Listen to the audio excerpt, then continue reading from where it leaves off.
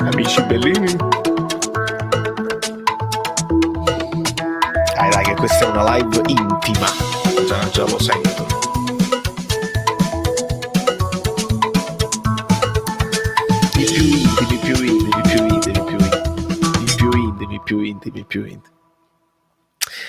I più intimi. Questo da che via? Da qua. Iscrivetevi al canale. Sì. Che state aspettando? Siete completamente pazzi? I più intimi. Da che commedia viene di Edoardo? I più intimi, che lui si ingrippa proprio, non riesce a uscire. I più intimi. Vediamo se qualcuno ci arriva. Perché poi non devo fare sempre le cose facili.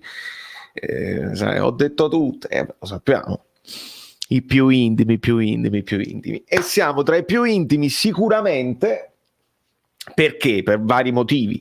Siamo live su Fan Rating, sulle piattaforme che non si dicono, quelle la Viola, e tutto è collegato perché i Viola stanno in questo momento giocando e sono sicuro che molti di voi stanno guardando la partita tra Fiorentina e Benevento, anche perché ci riguarda, perché poi la vincitrice saremo noi ad affrontarla in Coppa Italia e la Fiorentina è già in vantaggio, ovviamente, e quindi possiamo parlare un po' di tutto quello che volete, magari, dato che questa è una live di Mercobellì e quindi recuperiamo un pochino quella che non abbiamo potuto fare dopo l'Empoli. Siamo già in prepartita Milan, se vogliamo, e quindi lì possiamo, sono a vostra disposizione, ecco, se volete fare domande, considerazioni, sfoghi, tutte le cose belline. Io torno indietro e saluto StreamYard,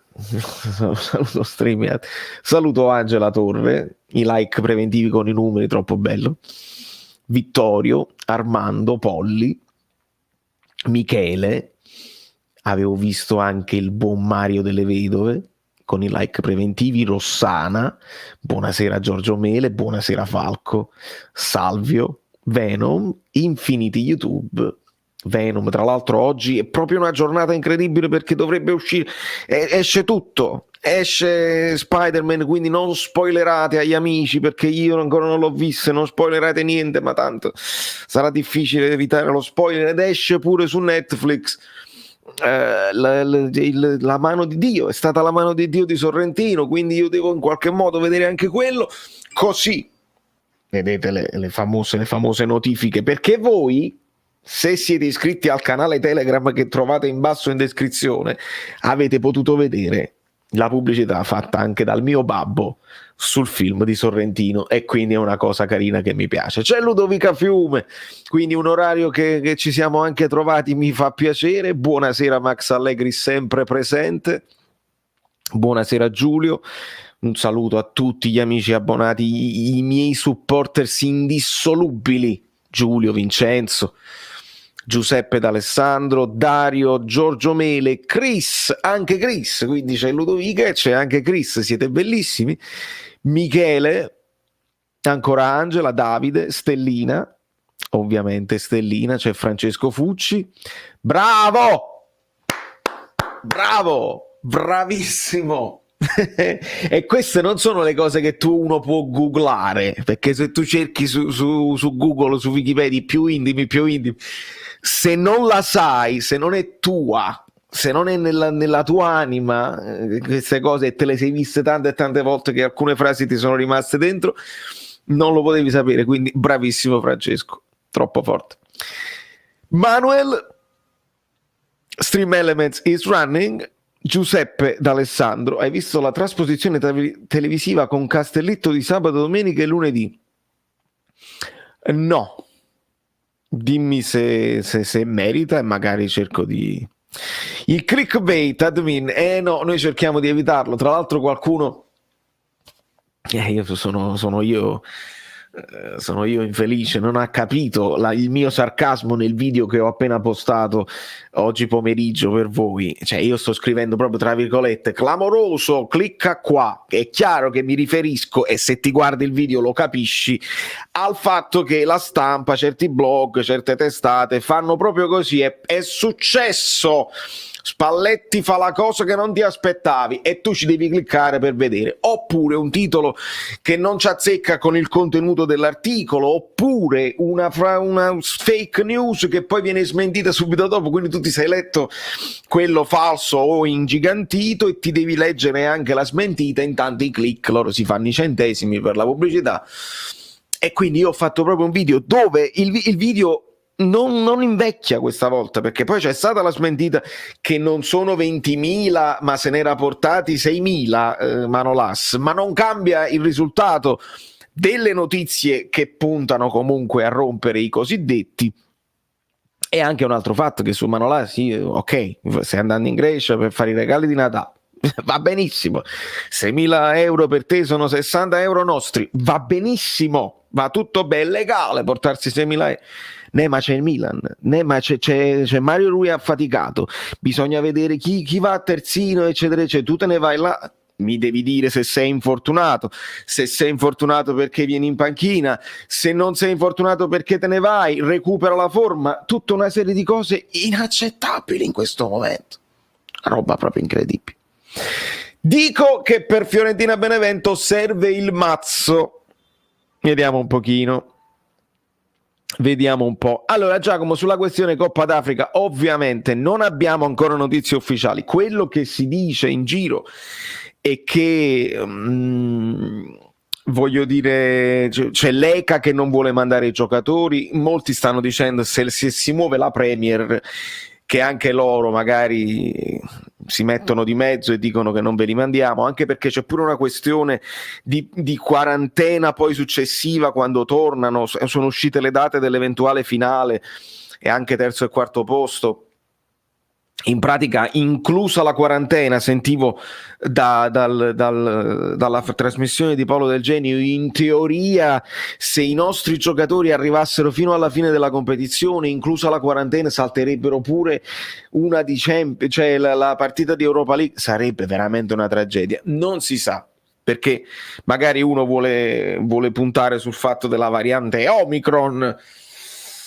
Non lo so, veramente non vi voglio dire stupidaggini, anche perché poi le cose cambiano e ci ritroviamo a smentire. Vi avevo detto una cosa, clickbait. Ciao Francesco, buonasera Horus, buonasera. C'è qualche TVB da dire? Forse già capite chi sono, già ho capito, però vediamo se li leggono. Se ne è chiuso, bravo Massimo. Se ne è chiuso su Liz. Poi sentendo la radio ho letto concordata con la società, è chiaro che dovevano dire, non è che se ne scappa, non è che prendi i soldi e scappa, è un titolo, sono lunghi i titoli, è proprio un titolo per ridere sulla situazione tragicomica, è chiaro, ed è anche un richiamo al film di Woody Allen. E quindi perché, ragazzi, ma qua facciamo calcio o facciamo spettacolo, cultura e altre cose? E facciamo un po' di tutto. Ciao Vittorio, andate a vedere la pubblicità del papà di Vale, muovetevi. Buonasera Luca, buonasera I am Rui Mario. Come stai? Io questo devo sapere, come stai Mario Rui, perché abbiamo proprio bisogno di te. Abbiamo veramente bisogno di te. Buonasera Gennaro, buonasera Vince, buonasera Horus. Lega ha dichiarato che non manderà, esatto, e questa era la cosa che stavamo dicendo. Avvistato a Cipro, molti hanno detto che il fallo non era di mano ma di spallo, visto che la prendeva con il braccio. Angela, tu ti stai riferendo ancora a quell'occasione dove Petagna esplode il tiro, che dopo una deviazione finisce sul palo, e poi c'è quel controllo che grazie a Gerardo Marino abbiamo rivisto più volte. Se ci fossimo affidati alle telecamere di DAZN o chi per loro, insomma così, che hanno subito tagliato l'immagine proprio al momento del controllo, che si sarebbe visto bene, e subito guardiamo la reazione di Petagna che è meglio, Però Gerardo è un grande, si sta impegnando, sta raccogliendo tutte le cose, farà il dossier, aspetta la fine del girone d'andata ed è bravo ad aspettare, perché ancora possono succedere delle cose. Ce le guardiamo almeno tra di noi, almeno ci togliamo dei dubbietti noi. Per Rocchi e per gli altri l'arbitraggio è stato perfetto e quindi andiamo avanti così. Nel frattempo sono scorruti tutti i messaggi, proprio velocemente, ma dato che siamo di meno, voi lasciate un like che vi siete dimenticati e io stavolta riesco a leggervi magari tutti, perché è giusto così. C'è Insigne, aspetta, c'è Insigne. Vittorio Pensa, non posso seguire, sono al lavoro, grazie sempre per il tuo lavoro. Vabbè, ma grazie a te, amico mio, non puoi seguire e passi comunque per il tuo supporto con la donazione Non ho parole. Alla tua è acqua, ma è acqua alla tua. Grazie infinite, amico mio, siamo a giorni che cercherò di darvi un boost di qualità, almeno grafica.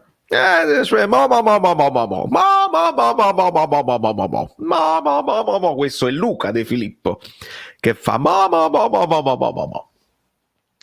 Coppa d'Africa annullata ufficiale, niente di meno. Salvatore, aspettiamo conferme. Nel dubbio, sì, è giusto, Stellina, fai bene. E non t'avrei, non lo so di cosa ti riferisci. Ciao Vale, ciao Riccardo. Ho letto di un presunto ipotesi di scambio, a cui credo poco, tra Juve e Lazio. Arthur Luis Alberto. Scorro in basso e leggo che Arthur è valutato. In effetti, vedi, me la sono fatta anche io naturalmente la domanda.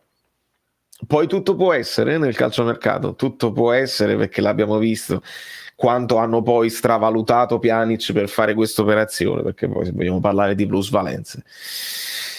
Bravo Massimo, ci dispiace per Aguero che lascia definitivamente il calcio, immagini tristi, commoventi, un ragazzo che ha fatto la storia con tutti i suoi gol, con tutti i suoi assist, veramente un talento straordinario che deve anticipare l'addio al calcio. Sangue azzurro, la live la guarderò dopo, lasciate like e avete un bellissimo martedì sera. Grazie amico mio, ci sentiamo anche dopo. Peppone, un bacione anche a te, grazie per... Ma voi li sentite i rumori? Io non ce la faccio. Grazie amico mio per essere passato, grazie sempre, guardo sempre i tuoi video, sei troppo forte. Stellina, ma non ha avuto la multa, ma lo lascio, speriamo che torna per domenica. E mo dobbiamo capire, perché se siamo sotto ai 9.000 euro, 9.000, 10.000 mi pare che è il massimo da trasportare, però li devi dichiarare, perché se ti fermano e non li dichiarati comunque una piccola multina lei la deve pagare. Diceva Totò contro i 4, una piccola multa e la pago. E quindi povero Aguero, sicuramente per capire l'ironia serve un tipo di dirigenza da uno che ne usa tantissimo. Sì. Si baciano Polli, Stellina, bellissimo. Arthur attualmente vale al massimo 20 milioni e nemmeno gioca, sempre infortunato, quando gioca così e così, quindi veramente non saprei. Avete visto, sapete, mi fa pensare questa cosa, invece che Arthur, a Sarri servirebbe un Lobotka per farci capire quel tipo di regista là, ma non gli facciamo noi le nostre considerazioni. Avete visto cosa ha detto Spalletti? E poi legge nell'articolo niente.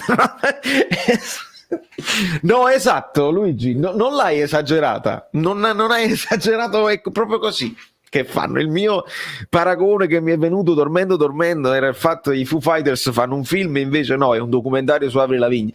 Ma siamo lì, veramente siamo lì.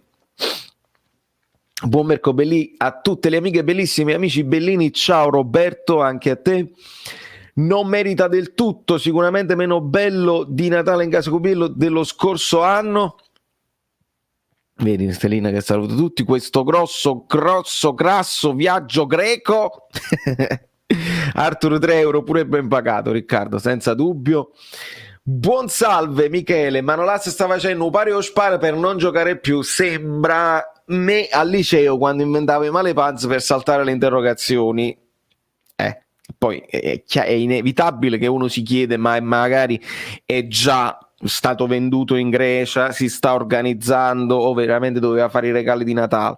Li puoi fare pure a Napoli i regali di Natale, puoi andare ma uno ci pensa e dice ha giocato poco, quando poi andate in panchina comunque Rachmani gli ha preso il posto, quando mancate Juan Jesus, l'idea te la siamo fatti, dobbiamo però a questo punto chiederci, abbiamo già pronto, si libera uno slot, ma tu non è che poi compra un terzino, mandava, perché mandava o Reinildo, l'esterno dell'Ill è un esterno a tutta fascia, non l'ho mai visto giocare, quindi non ve lo descrivo, ma non credo che si possa adattare da centrale. Allora tu come centrale, se ti vendi Manolas, te ne restano 3. Koulibaly, che ogni tanto si infortuni, statistica di Paolo Del Genio, clamorosa. Koulibaly ha giocato meno di Manolas, si è infortunato più di Manolas in questi anni, cosa incredibile, e invece ci ragioni, è proprio così. Juan Jesus che torna dalle ceneri fenici, che adesso sta ritornando a giocare, e resta Rachmani, che è l'unico affidabile, così, che speriamo che non gli viene un raffreddore. Si può rimanere con 3? No, non si può rimanere, dovresti comprarne un altro, magari già ce l'hanno pronto, non lo sai.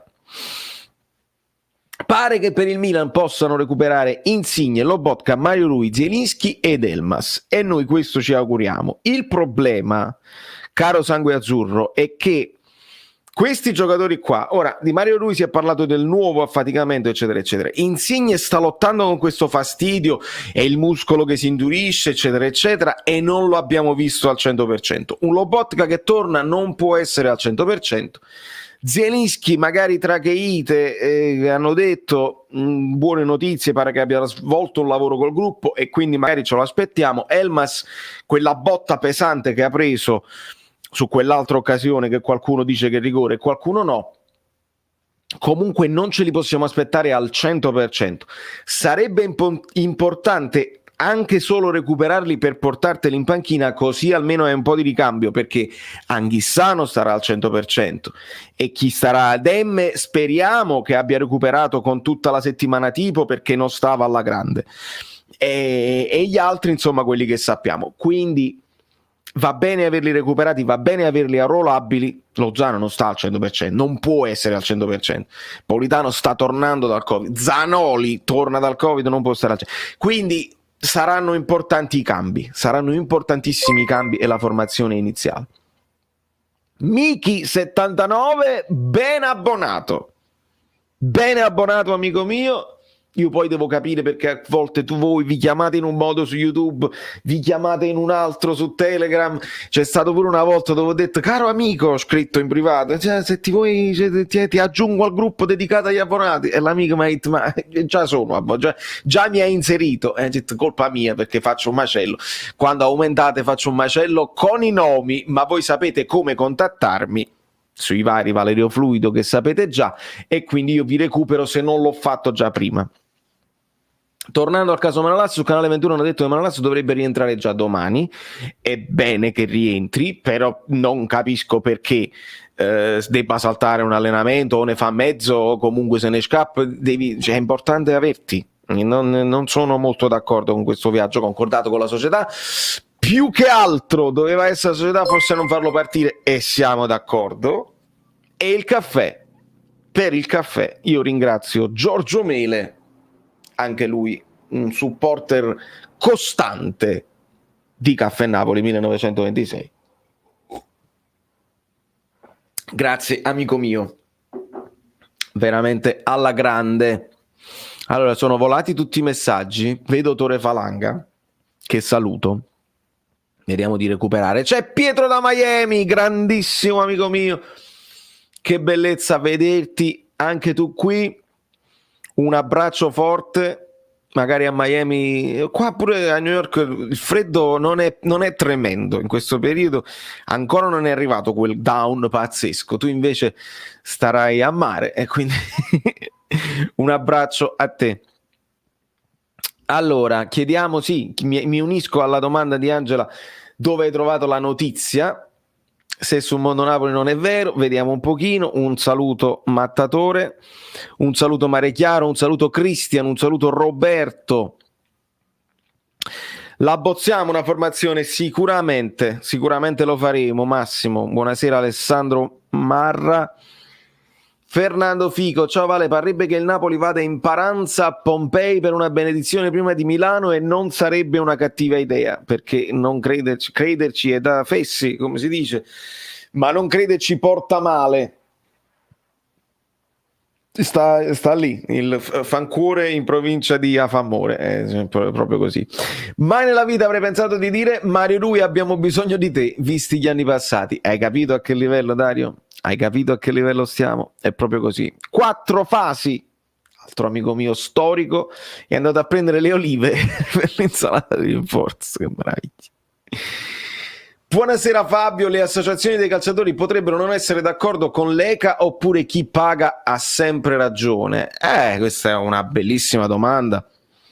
Alla fine servirebbe un fronte comune. Quello che io ti dico è che i giocatori africani ci tengono moltissimo a questa cosa. Ora, al di là dei nostri, insomma, che sono già affermati, ma immagina quelli là magari di squadre più piccole che hanno un'occasione di farsi vedere, a parte che ci tengono a vincerla, è il loro europeo fondamentalmente, quindi avete visto quanto sono stati contenti i vari Insigne, Meret e Di Lorenzo di averlo vinto, quindi ci tengono tantissimo. È chiaro, potrebbe essere che poi le squadre dicono una cosa, mentre i giocatori dicono noi vogliamo andare, teniamo la nostra cosa in Africa e perché non dovremmo farlo?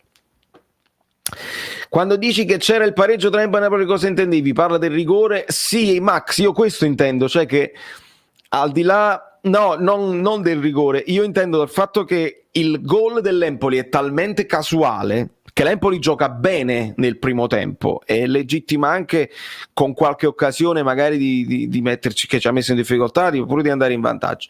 È stato bravo Spina.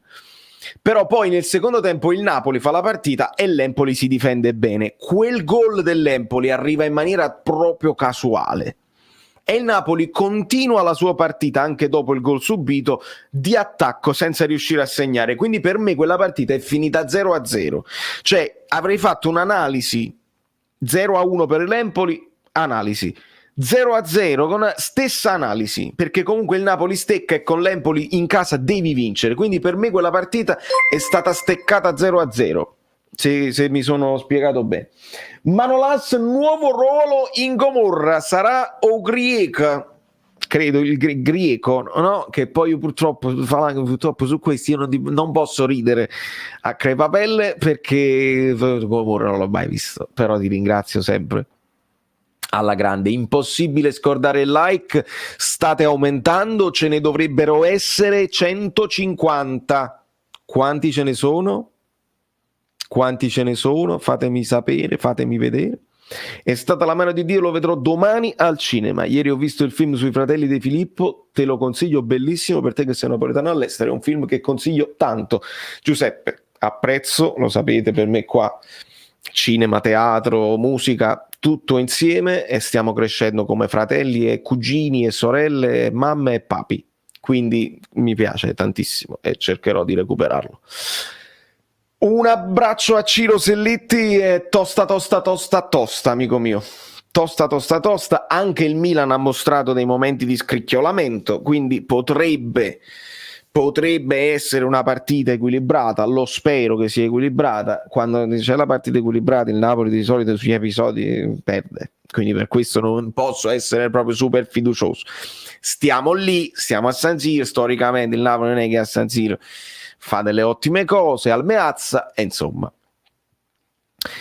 Mamma mia, alcuni hanno detto che era scandaloso il video del papà di Vale perché non avevano le mascherine, ma quanto sono scemi. Allora Angela, mi fa piacere parlare pure di questa cosa con te, perché sono andato sul video, io non avevo manco letto i commenti, ho visto il tuo commento e ti ringrazio. Ovviamente quello è Netflix Italia, eccetera eccetera. C'è solo una serie sconfinata di commenti negativi, vergognatevi, piangete, Netflix piange a tanto di lacrime.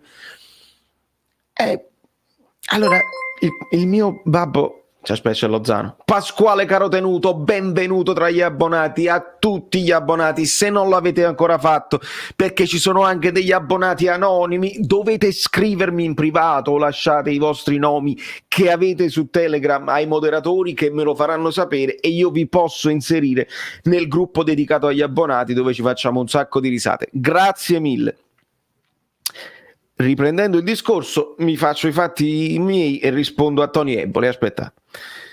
Tony, sei live su YouTube, parla con tutta calma. Sì. Amici Berlini, scusate per il disturbo, ti richiamo più tardi. Va Chiamami quando è fatto. Va benissimo. Ciao. Un bacio, ciao. Questo è il bello della diretta, no? Quando Sony sa, entra e dice amici belli. Per chiudere questo discorso, l'offesa, è finto, è una cosa così. Signori, il mio babbo ha fatto quello che doveva fare, vaccinato, tampone negativo prima di entrare e stati bene. Così si fanno tutte le cose, le serie TV, i film, le pubblicità, i video dei The Jackal, tutte le cose così, si prendono le precauzioni che si prendono e si fa, e si può da tamponati negativi si può stare uno a fianco all'altro, non significa niente, quindi lasciateli perdere quelli che poi hanno voglia sempre di insultare eccetera eccetera. Mi sapeva proprio di invidia, ecco, di invidia, una cosa bella fatta da un regista bravo, anche la presentazione di un film bello, che è bella, perché poi è bella, non è niente finto, si vede che sono le reazioni vere, facce, insomma, così. Quindi che tristezza. Va bene, andiamo avanti perché ci sono tanti messaggi e sono in un grande ritardo, ma me la prendo comoda stasera, non me ne frega. Saluto Massimo Pretone, prima volta che segue una mia live, grazie Massimo, e ringrazio Michele D'Ambrosio, nota positiva, torneremo a dire Miet a Zanoli. Tra l'altro ragazzi, siamo 150, voi scorro tutti i messaggi, siete tantissimi e vabbè, Miki, vabbè, qua siamo proprio in ritardissimo con tutti i commenti, li recupererò. Un saluto da Treviso, Pasquale, fammi sapere il tuo nome. Alla grande, è scorruto tutto, tosta, manolasso, kebab. Allora, non è vero, ufficiale, poi se guardi il video ci sono solo dei parrib e non avevo dubbio, Angela, non avevamo proprio dubbio. Allora, tu dici, addirittura tu dici prima di vedere il film guardatevi in piano sequenza il video di Gentile, entrambi stupendi. Io invece sto aspettando per vedere l'analisi perché è scorruto. Grazie Antonio, io sto aspettando di vedere l'analisi dopo aver visto il film. Si può fare in entrambi i modi sicuramente. 10 luccatori paranormali, luccatori, sì, è normale anche questo. Una cosa che voi alcuni della nuova guardia non sanno, noi l'anno scorso ci siamo divertiti molto con il mio amico Giuseppe Argento che preparava degli spottini ad hoc, il famoso spottino che mi faceva riprendere fiato durante le live anche quando magari non c'era Guido eccetera eccetera, e gli spottini a seconda delle situazioni, no? Gattuso, le sostituzioni, Fazzoletti, Facimo, tutta una serie di cose che magari i nuovissimi iscritti non ricordano. Ora, dato che Giuseppe Argento tiene il che fare, è molto impegnato ultimamente e non ci può regalare dei nuovi spottini, io mi sono reso conto che ci ritroviamo allo stesso sistema, stessa situazione dell'anno scorso, tra infortunati e cose varie, e possiamo tranquillamente riciclare spottini dell'anno scorso che sono ancora buoni adesso, cambia solo qualche dettaglio, guardate. Fragili malamente, sono fragili, impara i segreti del corpo umano con gli infortuni del Napoli. Nel primo numero la distrazione parcellare del retto femorale. E se proprio volete aiutare la barca, ricostruisci il malleolo di Mertens, solo €1 in più a numero a partire dalla numero 4. Spottino offerto da Giuseppe Argento. E quindi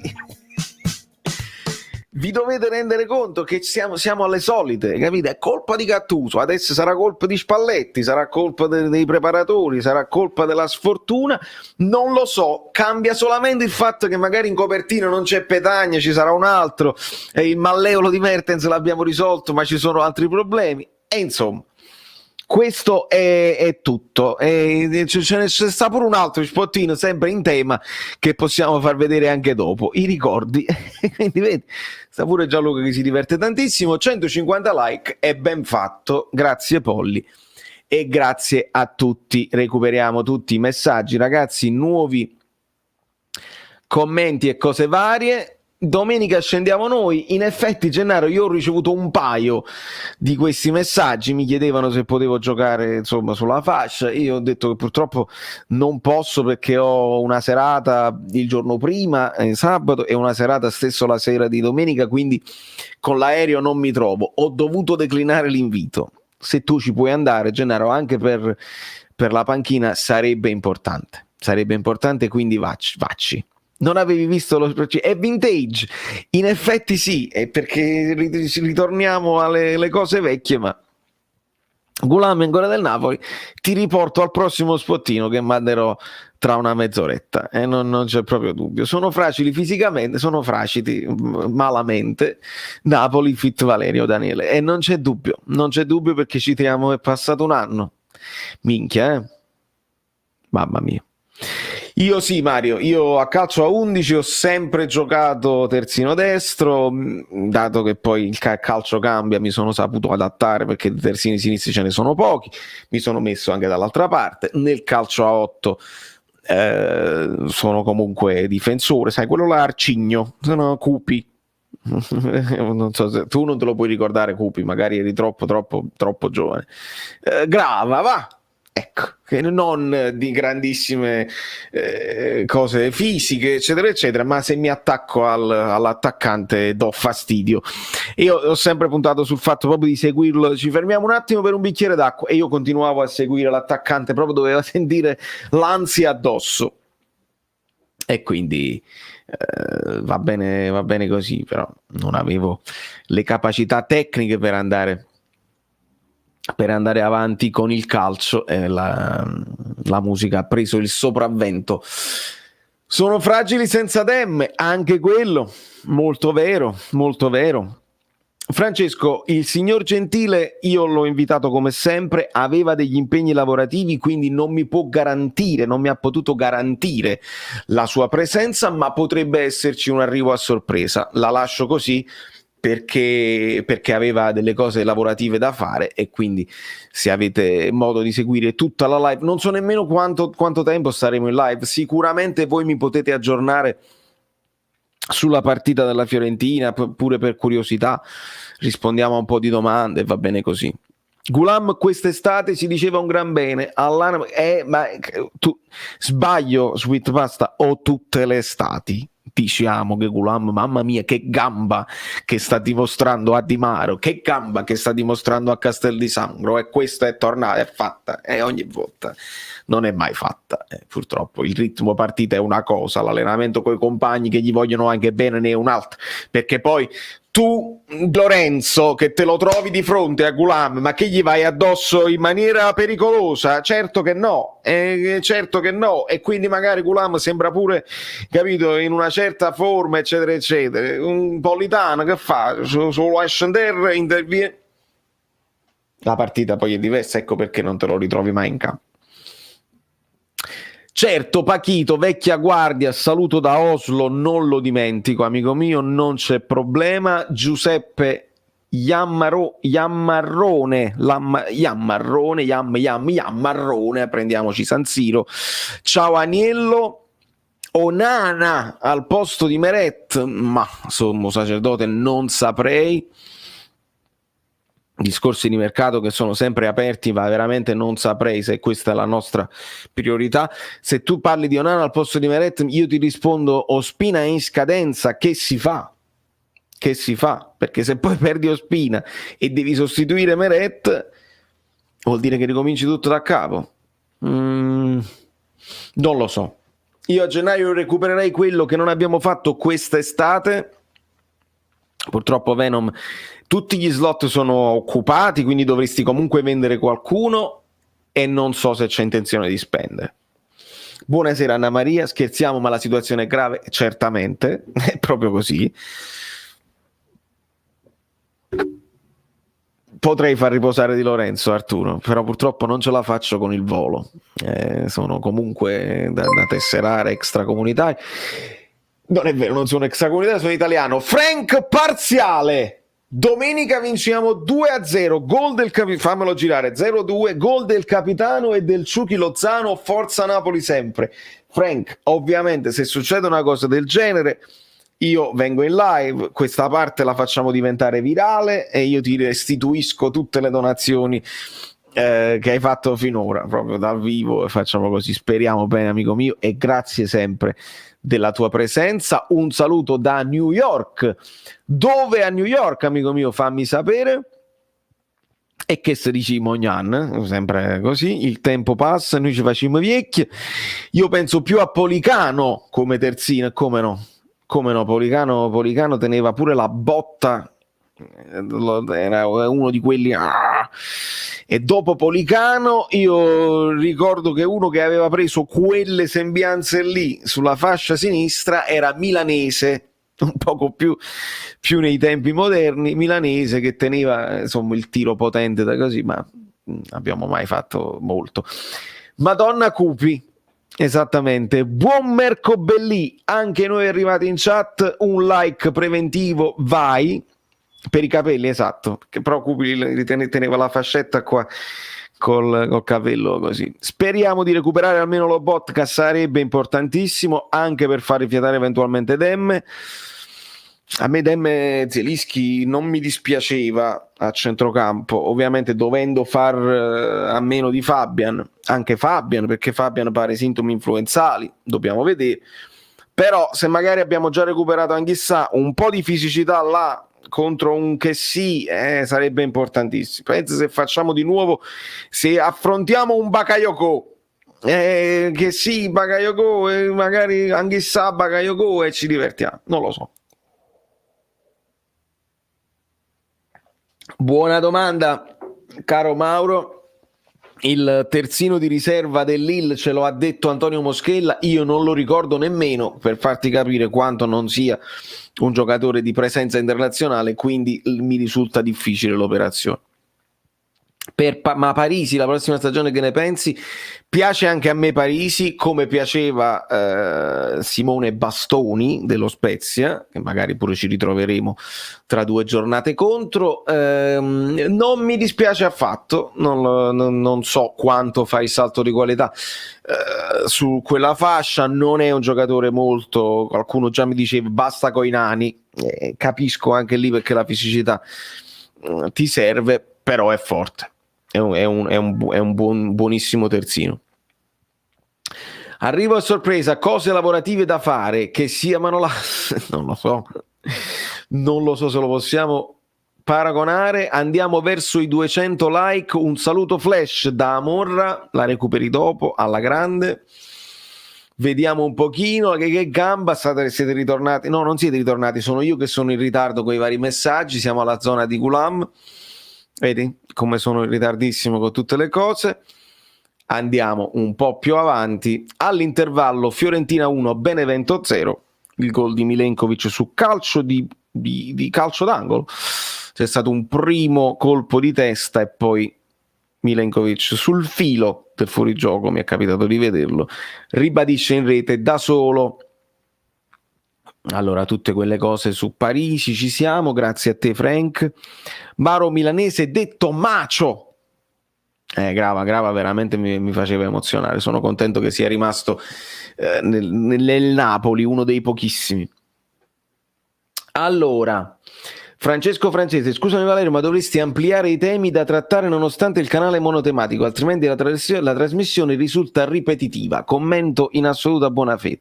Amico mio, io accetto il commento in buona fede, ma ti assicuro che per un canale che si chiama Caffè Napoli 1926, che parla esclusivamente di calcio, come ben dici tu, canale monotematico, io penso di essere uno dei pochissimi su YouTube che parla di calcio, che ti mette musica, cinema con musica perché io sono musicista, cinema con Guido Gentile che è un giornalista che si occupa di cinema per lavoro, e parliamo di teatro e parliamo di niente di meno, e che cazzo fa più? Devo fare i balletti, più di così devo aumentare i temi.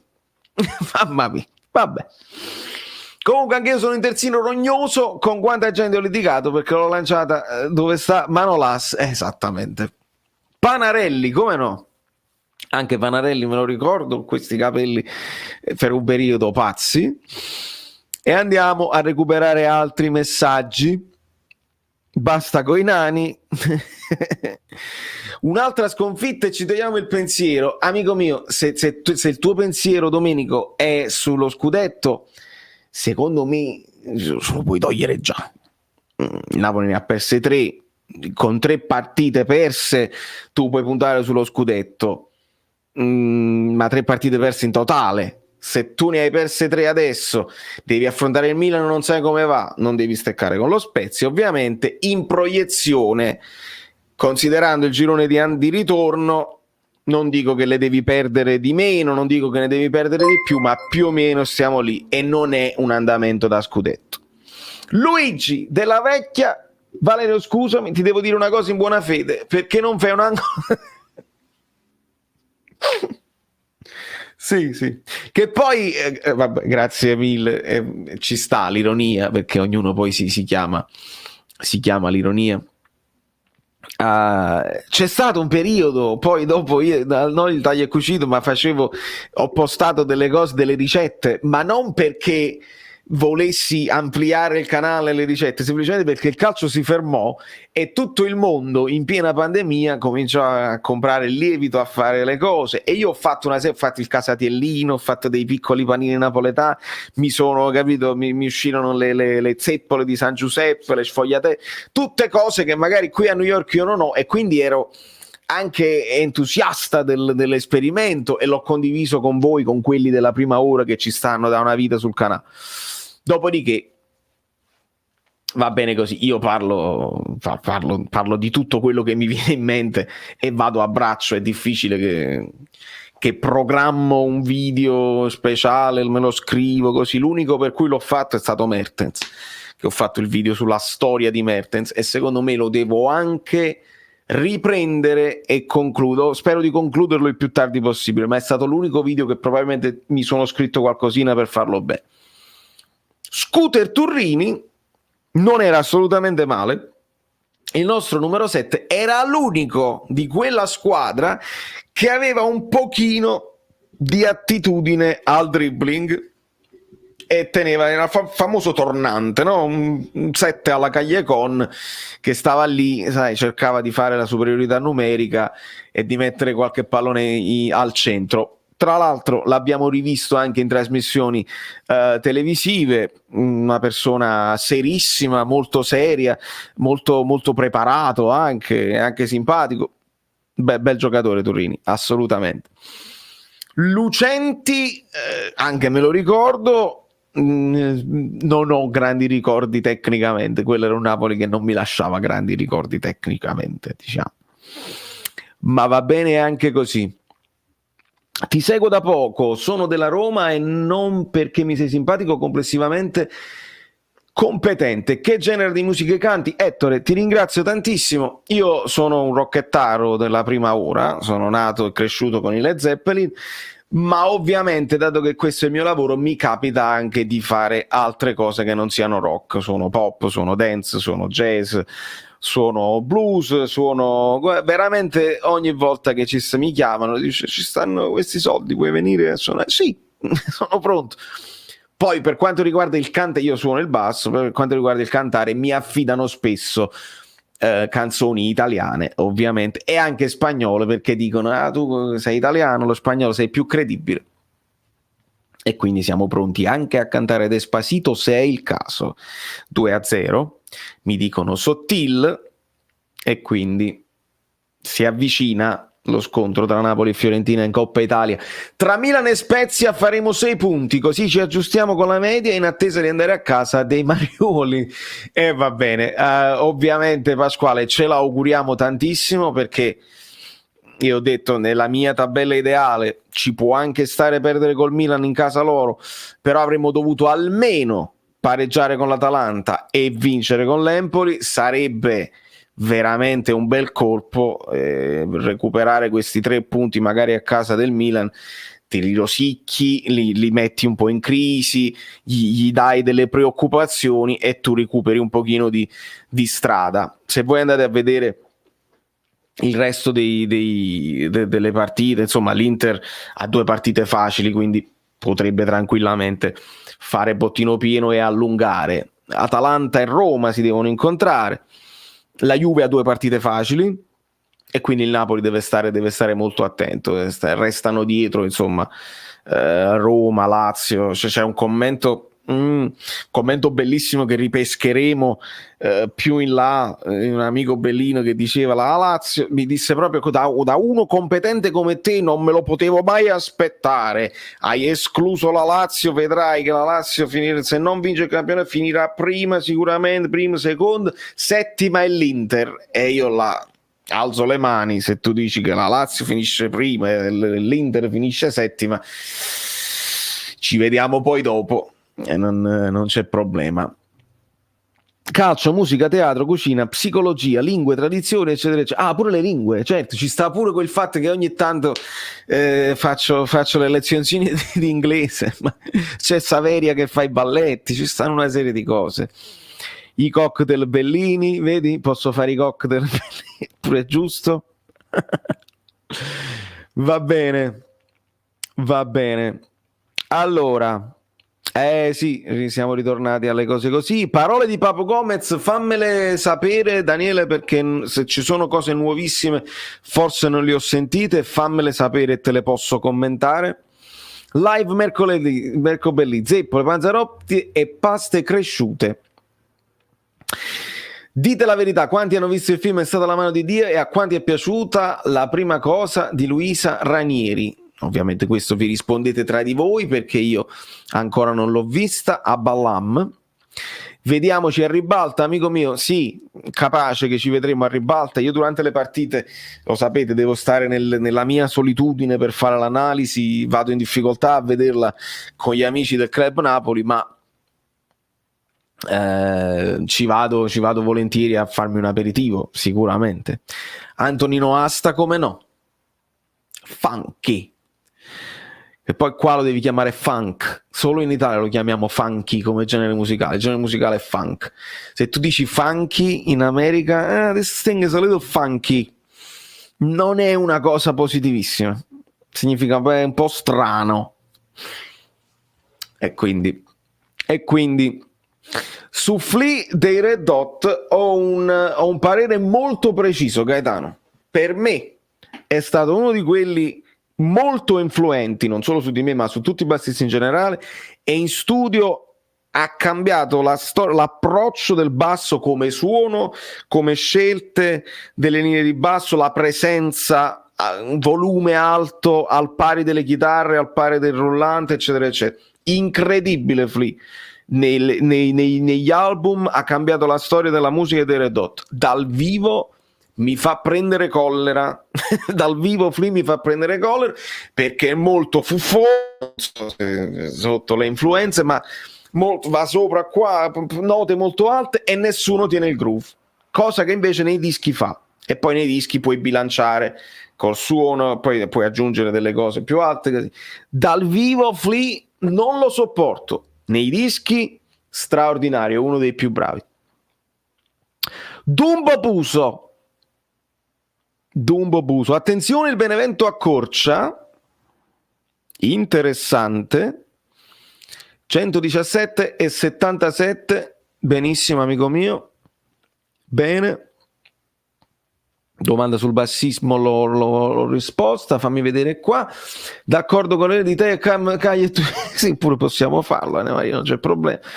Buonasera a te e a tutti, da un tifoso milanista che ti stima per l'obiettività, noi e voi, tanti infortuni, cosa si pensa da voi Benvenuto Alberto, grazie mille per le tue parole. Ovviamente che cosa si pensa? Si pensa qualsiasi cosa, si pensa un po' che le squadre di Spalletti partono forti e poi pagano l'inizio a 1000, si pensa che noi abbiamo cambiato uno delle nostre eccellenze come medico della società e che quindi è venuto meno lui come prevenzione, abbiamo avuto più infortuni, un po' di sfortuna, non c'è dubbio.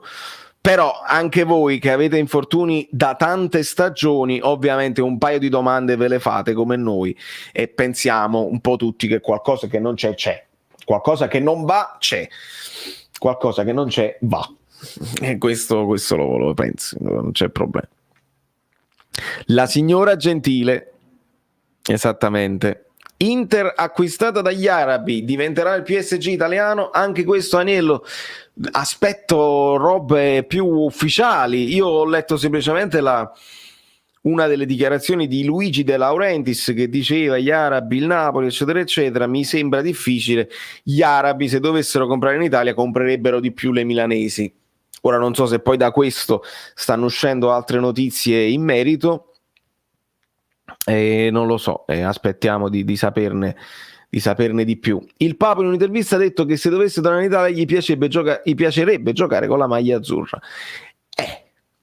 Il Papu avrebbe dovuto dirlo un pochino prima, perché mo avrà pure lui la sua età e non credo sia più il caso, anche se a me piaceva moltissimo e anche nell'ultimo periodo con l'Atalanta si era anche reinventato un po' più centrocampista, qualità straordinarie, però credo sia tardi per ritornare in Italia, cioè per venire al Napoli, poi magari potrebbe anche tornare. Allora, ricevuto, benissimo, una domanda, ma se oggi è Mercoledì vuol dire che mercoledì che non è martedì, sempre ma un po' martedì è infatuato di Insigne, vabbè, vedi. Allora vuoi giocare insieme a Insigne o al posto di Insigne, perché poi sono molto simili. Che repertorio hai fatto del genio di Minneapolis Funk? Del genio di Minneapolis? Stai parlando di Prince, ovviamente. No, ho fatto 10 canzoni random, alcune tra le più famose, ovviamente Purple Rain, ovviamente Kiss, ovviamente I Would Die For You, e poi Little Red Corvette, una delle mie preferite, ed altre che in questo momento non ricordo, perché io devo ricordarmi poi le analisi tattiche, le canzoni me le scordo, così. Allora, quanti ne siamo nella band? Dipende dalla band, Sergio. Ci sono band dove 3 persone bastano, proprio il classico trio, ma a volte suono pure anche in duo, cioè siamo io e un chitarrista, io suono il basso, lui suona la chitarra e entrambi cantiamo nei bar più piccolini, più intimi, fino ad arrivare alle big band con 3 fiati, percussionista, tastiere, chitarra, basso, batteria e una serie infinita di cantanti per coprire tutti i generi musicali, perché c'è il cantante che suona più R&B, più soul, il cantante che fa Sinatra, quelli che si occupano della musica latina, insomma veramente dipende dalla situazione e dalle varie band che mi chiamano. Allora, andiamo a leggere altri messaggi, stanno scorrendo velocissimi. Ma se Lobotka rientra ancora in forma e gioca a Milano, li sovrastiamo in qualità a centrocampo. Allora, qualità a centrocampo, sì, Lobotka ha fatto vedere delle ottime cose. Dipende chi c'ha il pallone, Giulio, perché se il pallone ce l'hai in Milan, tu la qualità non la puoi far vedere e devi mettere Lobotka a inseguire anche un Diaz che giocherà probabilmente trequartista per il Milan. Poi loro, si sa, giocano con questo 4-2-3-1 con uno dei centrocampisti che si abbassa tra i 2 centrali difensivi a cominciare l'azione.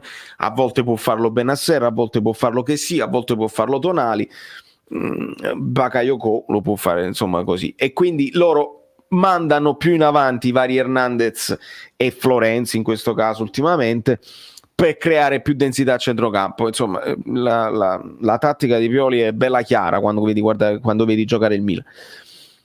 Se c'hai la palla tu, ovviamente Lobotka se lo prende il Diaz, che dovrebbe poi andare a fare un po' di pressing sul nostro centrale, e devi essere tu bravo con velocità a farli correre a vuoto. Allora, su infortuni, come diceva Alberto Sordi, io so che tu sai che io so, a dire Carnicione Face, preparazione inadeguata, stress muscolari eccessivi per troppa palestra, Inter e Dea. Allora, sì, Alberto, sono tutte considerazioni logiche, sono tutte domande che ci facciamo un pochino tutti. L'Inter, per esempio, l'anno scorso ha molto puntato su 11, 12, 13 giocatori al massimo e li ha fatti giocare sempre. È andata bene, è andata bene. Il Napoli di Sarri puntava su quei 13, è andata bene, è andata bene. L'Atalanta qualche infortunio l'ha avuto nel tempo, però hanno saputo, cioè insomma le famose seconde linee sono quasi sempre all'altezza, quindi anche lì, però anche loro corrono, non si fermano mai. Vediamo un pochino come andrà a finire il 1 giugno a Londra, Italia-Argentina. Bene, nel frattempo il Boca si aggiudica la Maradona Cup, l'abbiamo visto. Che peccato, non perché abbia vinto il Boca, bene che abbia vinto il Boca, che peccato non esserci, ma con tutti questi infortuni non sarebbe stato proprio il caso. Veramente dovevamo far giocare Zanoli. Ma una di queste sere non si può fare una serata di condivisione musicale, o diciamo sempre non facciamo mai? System, io lo voglio pure fare, il problema è che con la roba musicale YouTube mi blocca immediatamente, allora possiamo ovviamente parlarne, ma non si può far sentire niente, non si può, perché sempre mi bloccano. O diciamo sempre non facciamo mai, hai ragione, un po' i miei impegni, un po' perché poi escono notizie, allora magari questa roba qua, se non ci stanno notizie sul Napoli, ha senso farle, se no ovviamente voi, gli amici bellini, quelli là stretti, quelli belli stretti col sorriso, ovviamente starete lì a seguirmi qualsiasi cosa faccio. Altri che magari si sono iscritti per seguire il Napoli possono pure dire ma a me che me ne fotte di questa cosa qua, io sto seguendo un canale calcistico, non ti permettere. Ecco perché a volte io stoppo anche Guido quando va nei paragoni col basket, col tennis, cose che lui può fare benissimo, ma perché non tutti sono pronti per seguire delle metafore del genere. Quindi c'è sempre questa doppia cosa, no? Io voglio darvi tutto il possibile, ma a volte tutto il possibile non è neanche il caso. Quindi chi mi vuole seguire sul resto del tutto è possibile mi può seguire su Instagram, su Facebook, sulle altre cose. Andiamo a vedere qualche altro messaggino. Ferdinando, credo proprio di sì. Non ti esce scritto che sono live? Non sei iscritto al canale Telegram? Non sei iscritto al canale? Sei completamente pazzo. L'ho detto nel video precedente. Sei completamente pazzo. Allora, andando a suonare nei locali ti capita di incrociare gente che suona cose nuove o comunque nuovi talenti musicali? Il pubblico ha più conoscenza musicale o c'è la stessa mediocrità italiana? C'è più conoscenza musicale, Fabio, ci sta. Io ti dico una cosa, il pubblico conosce più canzoni di me. A me capita spesso di andare a serate last minute dove magari viene meno il bassista, io mi presento sul posto perché ho un repertorio abbastanza largo, conosco parecchie canzoni e molto spesso mi chiamano un pezzo che non conosco, però sai, un po' di orecchio, un po' di attenzione, un po' di intuito, lo riesco a suonare. Pezzo che non conosco io, lo conosce la gente, quindi in generale c'è un pochino più di cultura e attitudine alla musica così. Ma perché secondo voi mi sto mettendo le cuffiette? Perché la sorpresa è arrivata. Buonasera. Che brutta sorpresa, poverini. Buonasera amiche belline, buonasera amici bellini, buonasera passanti, buonasera a chi ha chiesto a Valerio se ho visto la mano di Dio. È stata la mano di Dio.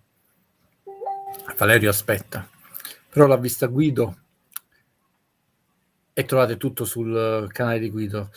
Quindi stavo riflettendo, ma per ridere, perché io ormai non credo più a queste cose. Ci vediamo, il Napoli vince, appena non ci vediamo più, una settimana pazzesca, è successo di tutto, archiviazioni a prescindere di inchieste che sono andate nel penale. È successo un po' di tutto questa settimana, è successo pure che si perde con l'Empoli, che Manolas un altro po' l'arrestavano, poi non era vero nulla, insomma è meglio che non ci possiamo prendere pause. Chiedetemi tutto. Allora, ma adesso vogliamo iniziare. Buonasera anche i viandanti, anche noi. sì. Nel frattempo mi hanno chiesto di fare il canale, di non farlo monotematico. Ho detto niente di meno, c'è più di questo. No, ma sono arrivato mentre tu dicevi io devo stoppare ogni tanto Guido.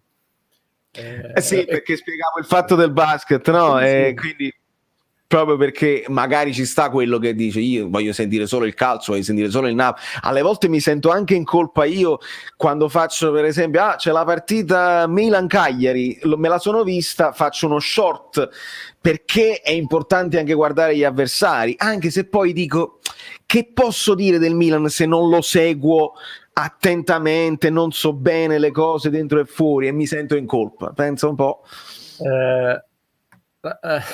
Donna della mia vita ha visto il video dove parliamo sulla serie di Maradona. Sì. Sai come sono le donne che ti amano, bello bello, e io aspettavo il ma la guardavo. No, beh, ma guarda, adesso però tutti quei riferimenti, non è che le persone si scocciano, è un canale di calcio. Vedi. Ma era una puntata speciale, ho detto io.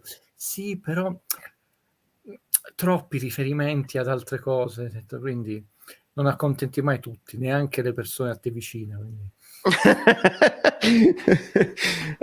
Complimentissimi per il video, sono stato la mano di Dio, bellissimi entrambi. Ovviamente si riferisce sia al tuo video di analisi sul tuo canale. Posso dire una cosa, Valerio? Valerio è testimone, a parte che avrà insomma nel computer le date. Domani, se tutto va bene, al massimo venerdì mattina troverete sul canale intanto Cry Macio di Clint Eastwood, e tra sabato e domenica, lunedì, Diabolic e Spider-Man. Spider-Man l'ho visto anche prima stamattina, l'anteprima stampa, e Diabolic appena arrivato, li vedo prima, no? Ho visto ieri notte, tornando a Valerio, un video che mi hanno linkato, che è stato pubblicato ieri, quindi non c'è possibilità che l'avessi visto prima, di Paolo Sorrentino intervistato in una cineteca francese, dove parla di film della sua vita. Sicuramente sono anche i miei. L'ultimo prende il documentario che io citai in quella puntata speciale dove Valerio mi invitò Cinema e Calcio, e ha detto questa frase, ha detto che è il più bel documentario su Maradona, anche se detto se c'è quello di Costuriza, è anche l'unico da vedere, perché Maradona lo puoi vedere solo sui filmati reali, cioè quelli diciamo di repertorio, perché era un attore carismatico. Ho usato questa espressione, attore carismatico. Ha detto, quindi, guarda, io quando l'ho sentito ho detto, mamma mia, ormai sono in sintonia pure con Sorrentino. Ho detto, o trovi un attore carismatico o è meglio lasciar perdere. O almeno un attore che ti dia almeno l'impressione di essere carismatico, cioè vi ha voluto pure aiutare, ha detto, se proprio non è carismatico al pubblico deve dare quell'idea di essere, ma deve essere carismatico. Quando l'ho sentito, siccome la puntata con Valerio noi la registrammo martedì, perché io ti chiesi non il lunedì che eravamo impegnati, tu l'hai postata il sabato, il video l'ho visto ieri notte, quello di Sorrentino, ho detto abbiamo pensato la stessa cosa, però è abbastanza palese che quando ti confronti con una persona così carismatica devi mettermi un attore carismatico. Non credo che lì avessi detto qualcosa di particolarmente geniale, però fa piacere sentirlo dalle parole di un regista geniale come Sorrentino.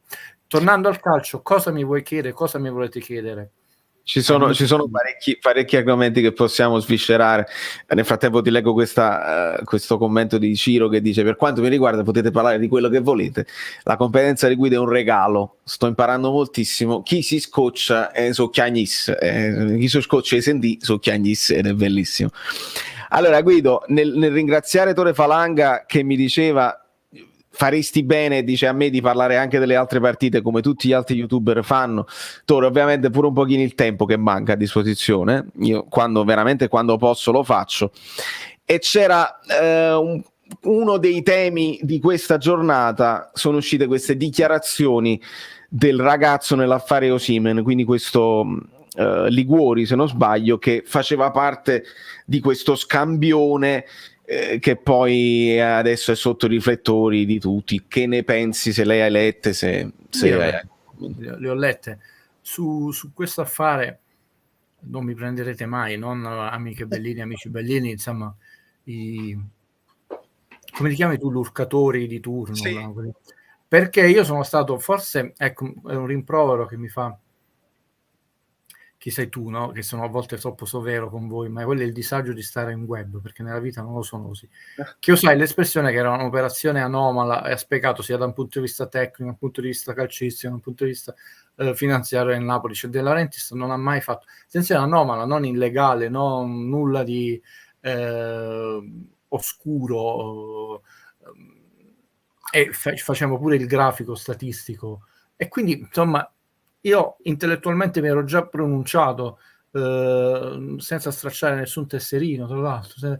Che ne penso? A me queste operazioni non piacciono, l'ho detto, l'ho scritto, plusvalenze esagerate o a specchio con quelle della Juve sanano il bilancio momentaneamente, perché poi ve lo spiegai pure, il bilancio del calcio è molto favorevole alla società, perché tu metti a bilancio immediatamente l'incasso e posticipi l'uscita di cassa, e ovviamente con, oltre che le plusvalenze, l'ammortamento, a volte prestiti gratuiti, le cose tendi a rimandare, no? Se sei bravo a rimandare questa montagna di rifiuti che cresce in realtà, perché poi cresce, la rimandi un giorno, poi che quello che è successo in Serie A, tu non fai più le grandi pulizie in casa, dici beh, mo dobbiamo veramente passare l'aspirapolvere, quella montagna gli dai un nome, è come se tu dici quella montagna di rifiuti io invece non la devo smaltire, adesso è diventata, come posso dire, quasi di famiglia consolidata, la chiamiamo Everest 2, la vendetta,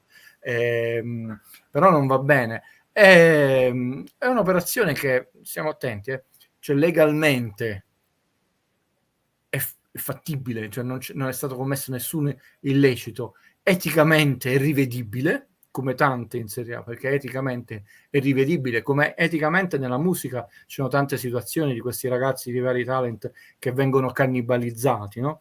E ci sono tante situazioni, ma mi blocco subito, non cambio binario, che la legge te lo consente, però diciamo una questione etica e morale ti dovrebbe fermare, no? È la stessa cosa di un noto senatore della Repubblica che si è incazzato perché gli hanno fatto i conti in tasca e ha detto no, ma la legge me lo consente.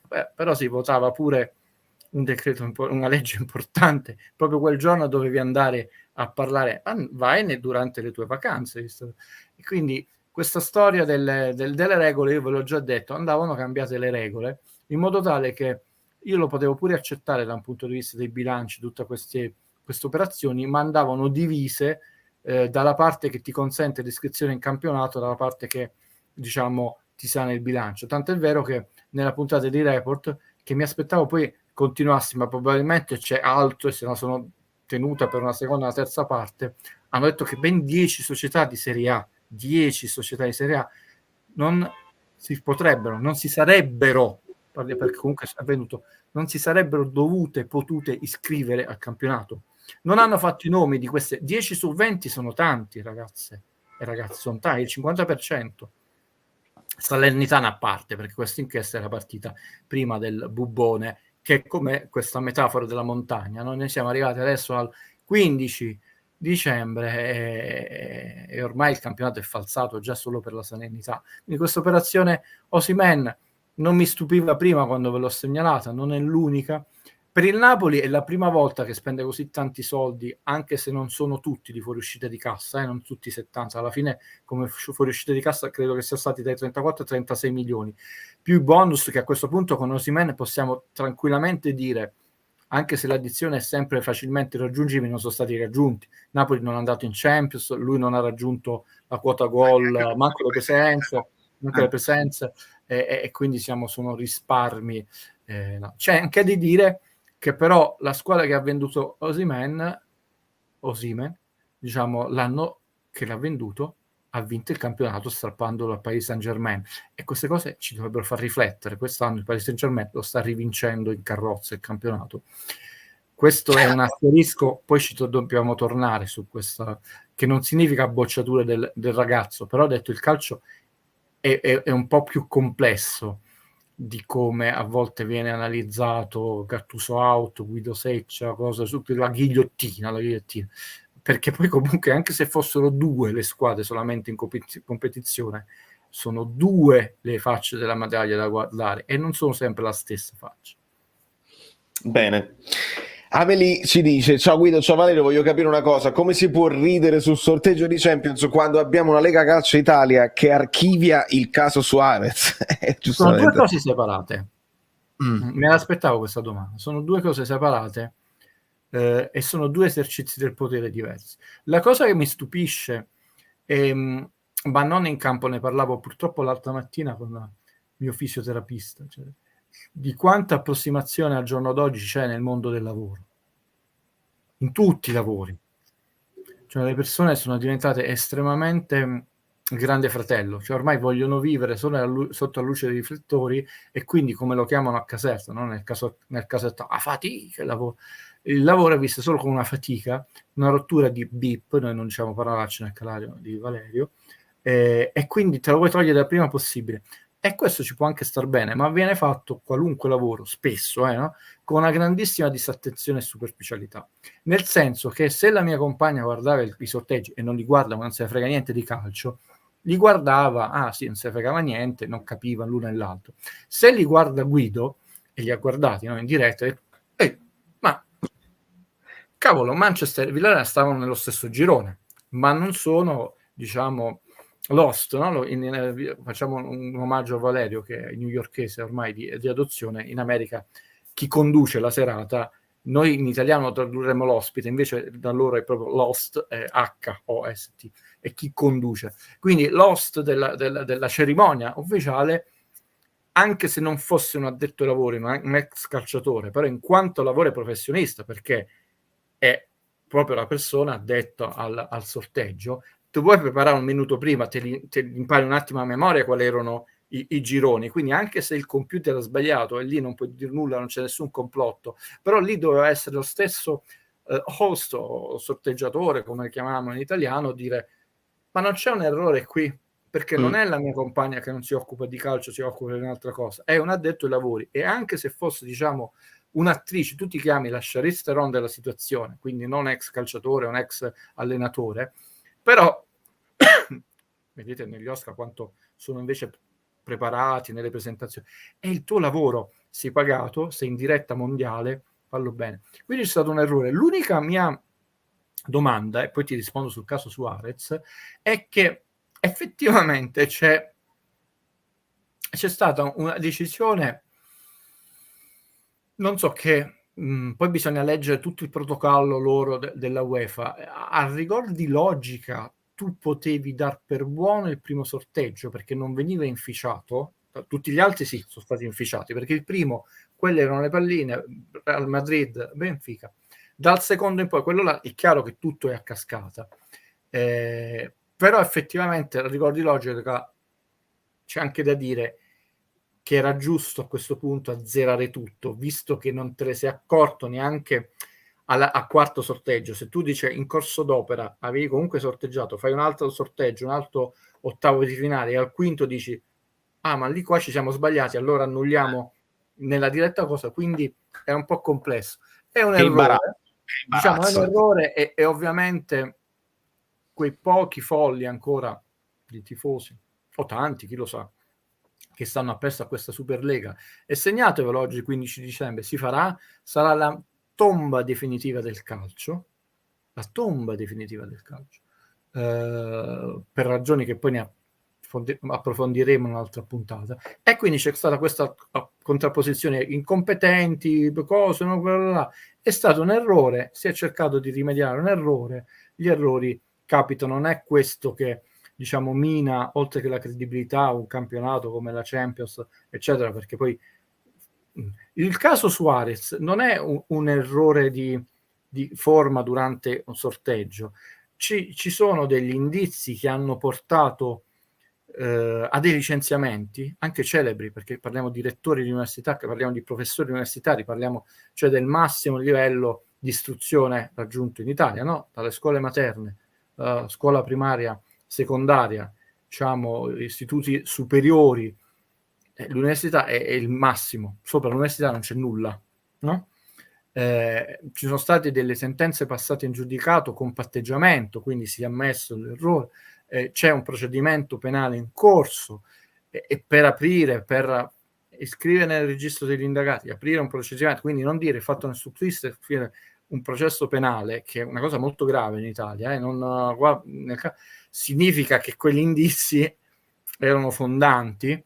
La giustizia sportiva, che aveva magicamente anticipato le cose, aveva già detto che diciamo non ci sono gli elementi sufficienti per procedere. Però diciamo sono due binari separati, perché quello della UEFA è un errore tecnico che si è deciso di correggere facendo tabula rasa. L'altro è un illecito che in sede civile e penale ha avuto un esito e sta avendo un esito, perché non è ancora concluso.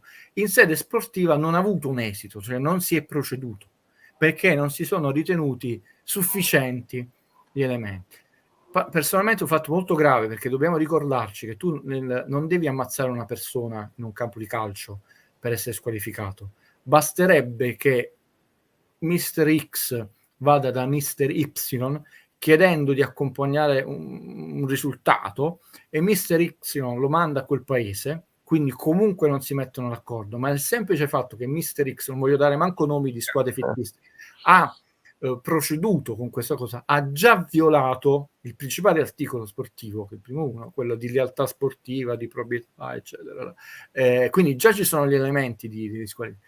Io non faccio parte della Lega Calcio, è la stessa che mantiene 38 scudetti in una società sportiva, anzi non ha mai portato nei suoi consigli, manco come proposta, la richiesta di togliere, non è che mai nessuno si è posto il problema. È la stessa che a settembre, abbiamo scoperto da Report, ha detto no, non bisogna più indagare su queste società che sono in arretrato con l'IRPEF. L'IRPEF sono le tasse che io pago, Valerio no, perché sta in America, ma tu, amico Bellino, amica Bellina, e tra l'altro io la pago. Con la mia non ci fanno niente, vale, consenti, dato il reddito, solo quella di un calciatore è tutto un condominio, anche di più, condominio grosso. Si parlava del fatto che Manolas se ne è portato 6.000 per lui, una fumata di sigarette, ma poi anche lì la questione è il perché, che sei andato a fare, c'era bisogno, eccetera, eccetera. Per rispondere a questa domanda di Venom, che si ricollega in qualche modo anche al fatto di Spider-Man di No Way Home, che tu hai già visto in anteprima, che bellezza, un canale monotematico, ma questo sempre per ridere, perché Francesco poi dopo lo riprendiamo nel discorso. Secondo voi la Fiorentina prova a fare il colpo puntando alla Champions? Difficile, ma stanno -6 alla 17ª. Guido, prima della tua risposta mi concedo. Fiorentina 17 partite, 10 vittorie, 0 pareggi, 7 sconfitte. Vai. Innanzitutto che nome velenoso, sarebbe piaciuto a Gattuso, perché Venom è veleno. Fiorentina, Gattuso ci azzecca. Poi, per casomai, le amiche belline, anche se ormai le donne sono più esperte dei maschietti dei fumetti, è un personaggio inventato dalla accoppiata Bashir McFarlane, di Spider-Man, che sono stati uno sceneggiatore e il disegnatore che ha reinventato Spider-Man. Non era un cattivo inventato dall'accoppiata storica Stan Lee, Jack Griffith, il simbiote che va in Ed Brock, il giornalista, e poi va in Spider-Man. Parentesi, così gratifichiamo questo amico che ha un nome, un avatar. Non credo, innanzitutto dobbiamo vedere la Fiorentina se e quanto e come cede la sua punta di diamante a gennaio. Ho detto se, come e quanto e dove. Perché non mi fido, come è successo per Chiesa, quindi dobbiamo vedere cosa succede nel mercato di gennaio. Cioè, fammi essere una persona seria. Io ti dico che anche non cedendolo, essendo Inter probabilmente Atalanta-Milan o Milan-Atalanta, Juventus e Napoli la classifica finale, non la vedo difficile.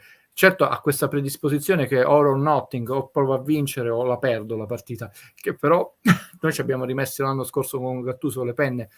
A volte un pareggio, noi il pareggio con l'Atalanta era oro, no? Perché intanto la blocchi, non la fai andare a 3 punti su di te, no? Oggi comunque anche con la sconfitta con l'Empoli, togli 2 punti all'Atalanta, aggiungi un punto al Napoli, non avremmo subito il sorpasso, e soprattutto in caso di pareggio al ritorno, in caso di arrivo a pari punti, Atalanta non la vedo, cioè, io scherzosamente, ma non troppo, perché poi quando chiacchieriamo privatamente con Valerio ci siamo delle cose in più, perché anche per motivi di tempo per voi. Però l'altra volta lui lo disse, quando Guida ha detto perché stiamo snobbando tra le 7 sorelle la Fiorentina e ci devono essere Roma e Lazio, e io l'avevo detto, può fare un campionato interessante, una vina vagante che può prendersi delle soddisfazioni in alcune partite, ma arrivare in Champions significa fare 79-81, quest'anno 81 punti forse, e non passi sempre da 50 punti a 80, cioè quel percorso, fare come può fare 72-73 punti la Fiorentina, è veramente un ottimo campionato, se dovesse fare quello, un ottimo campionato. Senza dubbio. Francesco ti dice: scusami Guido, un paio di settimane fa hai fatto vedere una tabella dove si attestava una media di circa 8 pali a partita da parte del Napoli. Ti invito cordialmente a rivedere il suddetto file. Allora, no, allora attenzione, ma tranquillamente. Io sono molto preciso, c'è un errore simpatico del sito della Lega. I pali del Napoli sono 13 e sono aggiornato all'ultima l'ultima sfortunata partita in casa con l'Empoli, ed è uscita la statistica Opta europea, che è la squadra che ha superato la prima, che ha 12 pali in Europa. Però se poi andate nel sito della Calcio, quello che c'erano tutte le statistiche, risultano 8, ed è bello perché se poi voi vi sommate tutti i pali presi da tutti i report di tutte le 17 partite, effettivamente trovate 13 pali, no? I pali sono 13, però amico Bellino, è una di quelle classifiche che personalmente, come studioso, ma anche volendo come tifoso, non è che mi interessa molto vincere. Anche perché l'abbiamo vinta già 3 anni consecutivi e non ci hanno dato manco niente di nuovo veramente. Anzi, Gerardo Marino ci faceva dei video bellissimi su queste cose del numero dei pali, aumentavano e vi dico che non ci hanno regalato manco un bicchiere di birra o di cedrata o di succo di pera non voglio pronunciare altre cose, se no mai sia qualcuno con malizia dice che sto facendo pubblicità ingannevole, per dire manco un bicchiere d'acqua ci hanno dato per i pali vinti. Quindi. Guido, mi dici quei 3 aggettivi, mi ripeti per gli amici Bellini, quei 3 aggettivi non spoileranti? No, non spoileranti. No, io poi non te l'ho mandato per decenza, ma se poi te lo mando privatamente. No, l'ho visto stamattina in anteprima. Quello esce, mi sembra domani o oggi, comunque l'ho visto pensate alle 10:30. L'ho trovato un film discontinuo, o se preferite disomogeneo tra le sue 3 parti, i 3 atti, inaspettato ed emotivo. Questi sono gli aggettivi che volevo che condividessi con la community. Allora, vediamo un pochino altre domande. Siamo arrivati nel frattempo a 200 like. Ringrazio la Polly. È vero che dopo All or Nothing la nuova serie sul Napoli si chiamerà solo Nothing? Battuta. A parte, tra l'altro questo è un amico bellino che ha scritto dei commenti che non merito sul canale, ringrazio, già l'ho ringraziato, sembra scrivendo, lo ringrazio a voce. Precede le battute, ed è una cosa che non deve mai mancare, cioè lo sfottò l'umorismo, perché i giocatori non sono dei robot, ma neanche noi amici commentatori, senza andare però nella paranoia, nella maleducazione, nell'infogliamento. Cioè. Però per esempio è successo un fatto molto grave che ovviamente poi va letto in profondità, no? Il divieto a Dalma Maradona di girare le scene allo stadio, che non più San Paolo, che porta il nome del padre, e anche lì si sono sbizzarriti. Ti faccio una confessione, Valerio. Tanti anni fa in un festival conobbi Gaetano Di Vaio, che è un ex delinquente, ex tossicodipendente, anche se lui ha detto io non ero mai stato tossicodipendente, sono diventato tossicodipendente in carcere. Io che sono noto gentiluomo, diciamo, stai dicendo cose gravissime. Lui fece proprio una lezione ai ragazzi sul suo percorso di vita, perché ha fatto un documentario sul calcio. E il cinema, prima una donna, e poi il cinema ha detto mi ha salvato la vita, perché lui adesso è diventato regista, produttore. Prima la sua casa di produzione si chiamava I Figli del Bronx, adesso Bronx è una casa di produzione napoletana che ha prodotto i film di Abel Ferrera, una casa di produzione indipendente molto importante, fa dei progetti con la scuola interessantissimi. Sinceramente io, pur avendo il numero di telefono, non l'ho voluto chiamare per dire Mister Gaetano, non mi dica quello che temo, perché già lo temo. Poche ore dopo sappiamo da quella conversazione per la presentazione di un libro di un mio collega che il presidente Laurenti ha detto no, ma io sto girando 30 episodi di una serie TV e quindi mi sembra quasi una questione di non andare in conflitto su una possibile concorrenza, quando in realtà insomma c'è spazio per tutti, per i prodotti cinematografici, come per dire io sto facendo Spider-Man, non fare Batman, che pure uscirà un film su Batman. Mi sembra che uno, lo sappiamo, è DC e uno è Marvel, sì. Anche se sotto l'egidia della Sony e della Columbia Picture. Quindi, a prescindere dalla battuta, c'è un documentario in atto dove ovviamente io lo scrissi su Valerio, questa cosa si risolverà con una bolla di sapone, perché comunque il San Paolo o Maradona è comunale, quindi alla fine il permesso glielo daranno, però il terreno di gioco della Società Sportiva Napoli, che ha detto anche la manutenzione, cioè tu non puoi proprio calcare il terreno di gioco, non puoi andare se non sei autorizzato. Tra l'altro avremo questo documentario della figlia cioè Dalma, una delle due figlie, non Giannina, Dalma Maradona, prodotto da una casa di produzione napoletana, questa è molto bella, le Bronx di Gaetano Di Vaio, che è una storia meravigliosa, questa parabola più che di redenzione. Tra l'altro mi faccio ridere perché quando ero a cena con lui era incazzatissimo, stava parlando che non capivo questo fenomeno. Sorrentino aveva fatto un film e io usai questa metafora: Sorrentino non dovete inquadrarlo così, se lo rincontrassi dissi avevo ragione io, perché lui è uno destinato a giocare in Champions League e i registi italiani giocano in Lega Pro, quindi lo sta inquadrando, lo sta inquadrando come tutti i registi italiani. Lui è destinato a un'altra carriera, ha fatto quella carriera, aveva visto. Quindi sì, vediamo questa serie TV. Sinceramente sulle serie TV tranne che non siano tipo su una stagione, no? Quella del Napoli pare che sia antologica come serie TV, no? Parte l'era De Laurentiis, l'alba del Napoli, c'è il Napoli di Ascarelli, del comandante Lauro, e poi chiaramente l'epoca di Maradona e l'epoca moderna. 30 episodi per ora, ha detto De Laurentiis, ma la vedremo. Ma siccome Max Allegri mi scrive sempre il fatto dei libri, poi vi segnalerò alcuni libri, guardate che forse è molto più utile rivedere, ce ne trovo molte su YouTube, le interviste di repertorio e servizi della Domenica Sportiva di quegli anni, anche se chiaramente tranne alcune interviste del grandissimo Gianni Minà non entrano nel privato di Maradona, forse sono più veritieri, perché bisogna avere forse 20 anni di distanza storica per affrontare un argomento. In questo gli americani sono sempre stati molto bravi, no? Perché tranne il film sul caso Watergate raramente fanno un film o un qualcosa di analisi che sia in tempo reale, cioè la distanza storica ti dà chiarezza, ti dà una prospettiva più corretta. In questo caso dobbiamo dire, chiudo, la distanza storica ha dato una maggiore marchetta, perché io me ne ricordo molte persone io me ricordo i fischi a Maradona, perciò sono molto severo sul fatto dei giudizi di Mertens. Io c'ero Napoli-Fiorentina, Maradona non tornò a Napoli, si pensava che lui non voleva tornare. La prima partita in cui mise piede in Italia fu Napoli-Fiorentina 0-2 nel primo tempo, lui sbagliò il rigore subito a freddo nel secondo tempo, poi vincemmo 3-2 gol di testa di Corradini.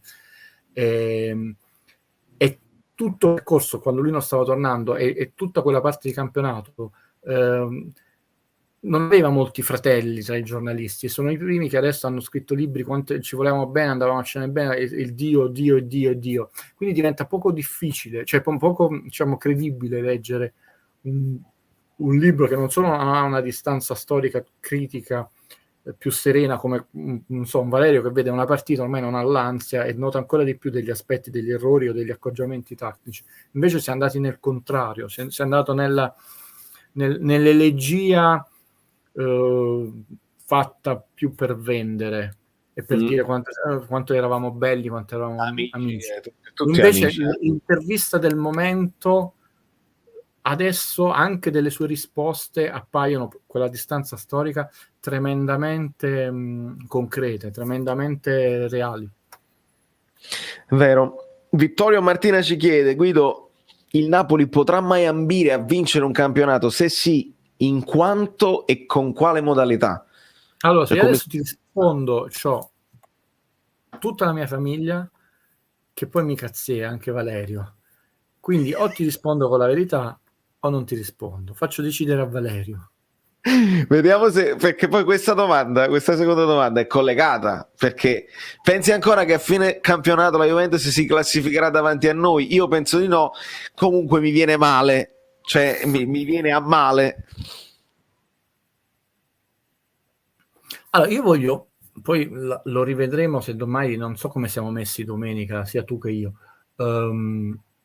Probabilmente quindi, anticipo live brevissima post partita. Allora lo anticipo un concetto adesso, poi probabilmente sarò costretto a ripetere. Purtroppo non ho più 15 anni, non che li rimpiango i 35. Però mi ricordo benissimo, stando a contatto con i ragazzi, le emozioni, le priorità, i miti di quando tu hai 15 anni, che hai un'altra prospettiva di vita realmente. E quindi almeno non li ho dimenticate, però non li ho 15 anni, che significa che anch'io a 15 anni avevo tutta una serie di riti, ma anche se veniva la penna sulla scrivania era messa in modo diverso. Ho detto no, la penna perché quando ha vinto il Napoli, cioè. Allora a me fanno sorridere, ma lo dico veramente col cuore, ma tranquillo che vi rispondo, però è una premessa importante.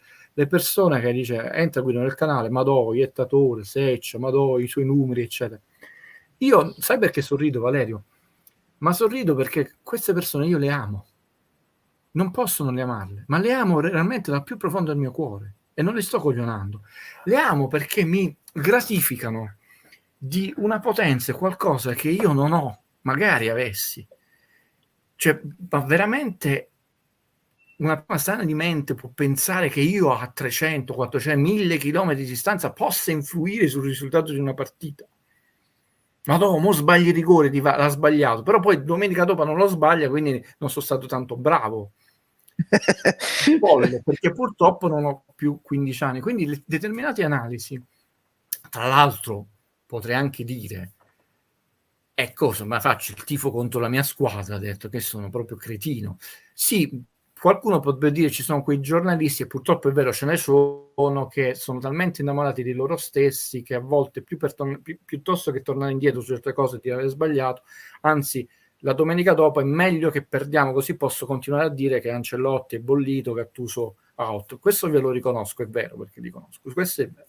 Però vi posso assicurare che non sono quel tipo di persone, anche perché sono tutte molto ragionate. scientifiche e contestualizzate a quello che è storicamente il calcio. Mi è piaciuto all'ultima tua intervista che ha fatto con un collega esperto, che tra l'altro chi vive all'estero ha un'apertura di mente diversa, ha detto non è il Barcellona degli altri anni, aspettiamo a gennaio, e poi ha detto quello che dico io, attenzione che queste squadre hanno blasone, Certo. il blasone in campo europeo pesa, e una persona intelligente come quel collega esperto non ti dirà mai che tu vai a Liverpool sei favorito perché hai 2 risultati sul 3, perché il Liverpool è una squadra che ha vinto Champions, ha perso finali di Champions, ha vinto continentali, ha perso competitività, ha vinto scudetti, ha avuto tragedie, è stata esclusa dalle coppe, è ritornata nelle coppe, è ritornata grande. Queste cose pesano nello sport. Come no? Pesa, detto. Quindi, per risponderti, io ti dico che il campionato del Napoli non è lungo, il campionato del Napoli non è corto, il campionato del Napoli è una partita. Come si è messo male il campionato del Napoli, si è ridotto a una partita, Milan-Napoli. Drizzate le orecchie, drizzate. Quindi tutti quelli che già nel cominciato non è deciso il campionato del Napoli è questa partita. E ve lo dico prima, ho dovuto fare questa premessa perché sarò severo, a questo punto può sembrare seccio, però a me fa sorridere chi lo dice, perché veramente li voglio bene, ma col cuore, perché magari sarei ricchissimo se avessi questo potere. Non lo so. Lo dicevo pure Peppino, dici io non ce l'avevo, ma avessi avuta e voi sareste ancora qua. E la cosa che mi fa preoccupare, oltre il trend, anzi Moretti direbbe, parliamo italiano, l'andamento, è che è una stagione che è partita con 8 vittorie su 8, massimo entusiasmo, giocando benissimo, con delle sbavature che comunque ci preoccupavano, no? Però diciamo da un punto di vista emotivo, da un punto di vista calcistico, da un punto di vista dell'ambiente anche troppo esaltato, e il Napoli si è inchiummato, cioè in 9 partite il Napoli ha fatto 12 punti, nelle ultime 6 partite il Napoli ha fatto 5 punti, è terzultimo, peggio hanno fatto Genova e Salernitana, però non è come l'anno scorso che ci sono stati troppi inciampi, ogni 3 partite inciampava, cioè con questa partenza fantasmagorica bastava limitare i danni, cioè bastavano, per dirti Valerio, 4 punti in più, pareggiare con la Roma, perdere con l'Inter, bastava pareggiare col Sassuolo, pareggiare col Verona, che andava, bastava pareggiare con la Salernitana e vincere con l'Empoli. Solo questi 4 punti in più, non era il tracollo, ed era comunque aver ridimensionato dai 24, però quei 24, quando io vi dicevo sono buoni, sono legna che mettiamo nel caminetto da parte, sono buoni, attenzione, il Napoli ha alzato la soglia Champions, per le altre squadre sono più abituate, allora adesso le stiamo portando a fare dei punti che adesso non farebbero, poi quando mettono la quinta loro faranno quei punti, noi saremo bravi a tenere invece quella velocità di loro che sono abituati a fare quei filotti, non siamo stati bravi.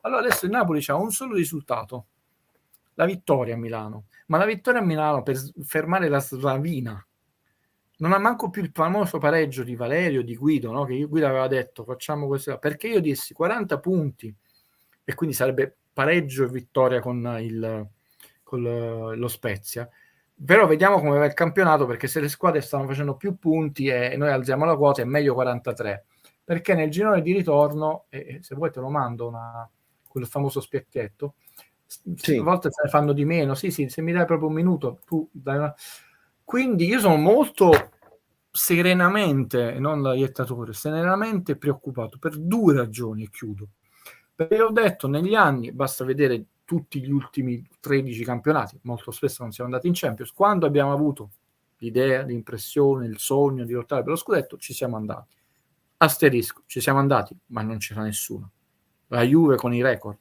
non c'erano Inter, Milan, Roma, è una variabile che dovremmo considerare. Quando non abbiamo lottato per il campionato non ci siamo andati. Siccome adesso Inter e Milan si sono strutturati, debiti a parte, però hanno organici forti, vogliamo dire come il nostro, quelli che dicono almeno come il nostro, non certo possiamo dire come chi strappa ombrelloni, non voglio dire tesseri, non possiamo dire che noi siamo molto più forti dell'Inter, del Milan, vogliamo essere troppo napoletani come loro. Punto a punto non abbiamo il palazzo, cioè quando dopo tanti arbitraggi strani tu per l'ennesima volta mi mandi un arbitro fresco che ha 15 partite in Serie A, Quindi non ha 15 partite in Serie A.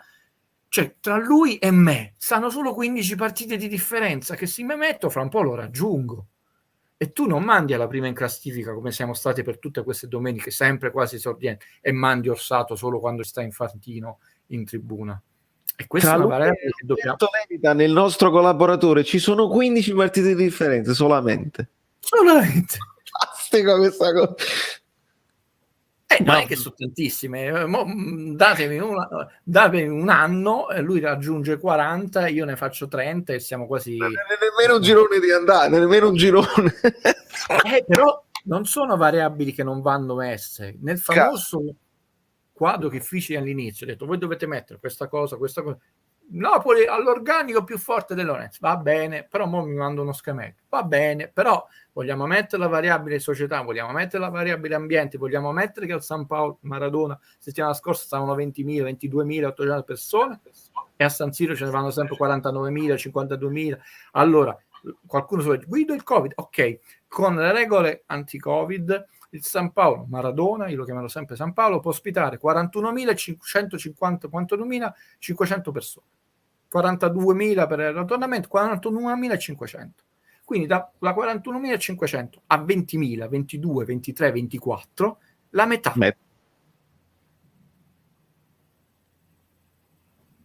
Quindi io ho detto, la partita col Milan è la partita che è il campionato del Napoli. La vinci, non hai fatto niente e devi fare un girone di... Non hai fatto niente perché abbiamo annullato tutto il buono che abbiamo fatto. Non hai fatto niente. Non perché non hai fatto niente di buono, perché come vi ho detto io, andare a vincere a Genova non è mai scontato, ma lo faranno tutti. Andare a vincere a Roma l'hanno fatto Inter e Milan e noi no. Quindi con le squadre piccole non puoi perdere punti. All'inizio è un po' stantato l'Atalanta perché loro sono molto forti fisicamente e le squadre, le persone che sono più alte, che hanno fasce muscolari più alte, ci mettono più tempo a entrare in forma, però loro entrano in forma adesso con i terreni pesanti. Alla fine, quando dicevo attenzione, noi abbiamo fatto 8 vittorie, dovremmo fare il vuoto e il Milan ci sta a un pareggio. L'Inter sì, aveva quei punti là, però ha pareggiato con l'Atalanta, ha pareggiato con la Juve, ha pareggiato col Milan. Alla fine i veri punti persi con l'Inter furono con la Sampdoria.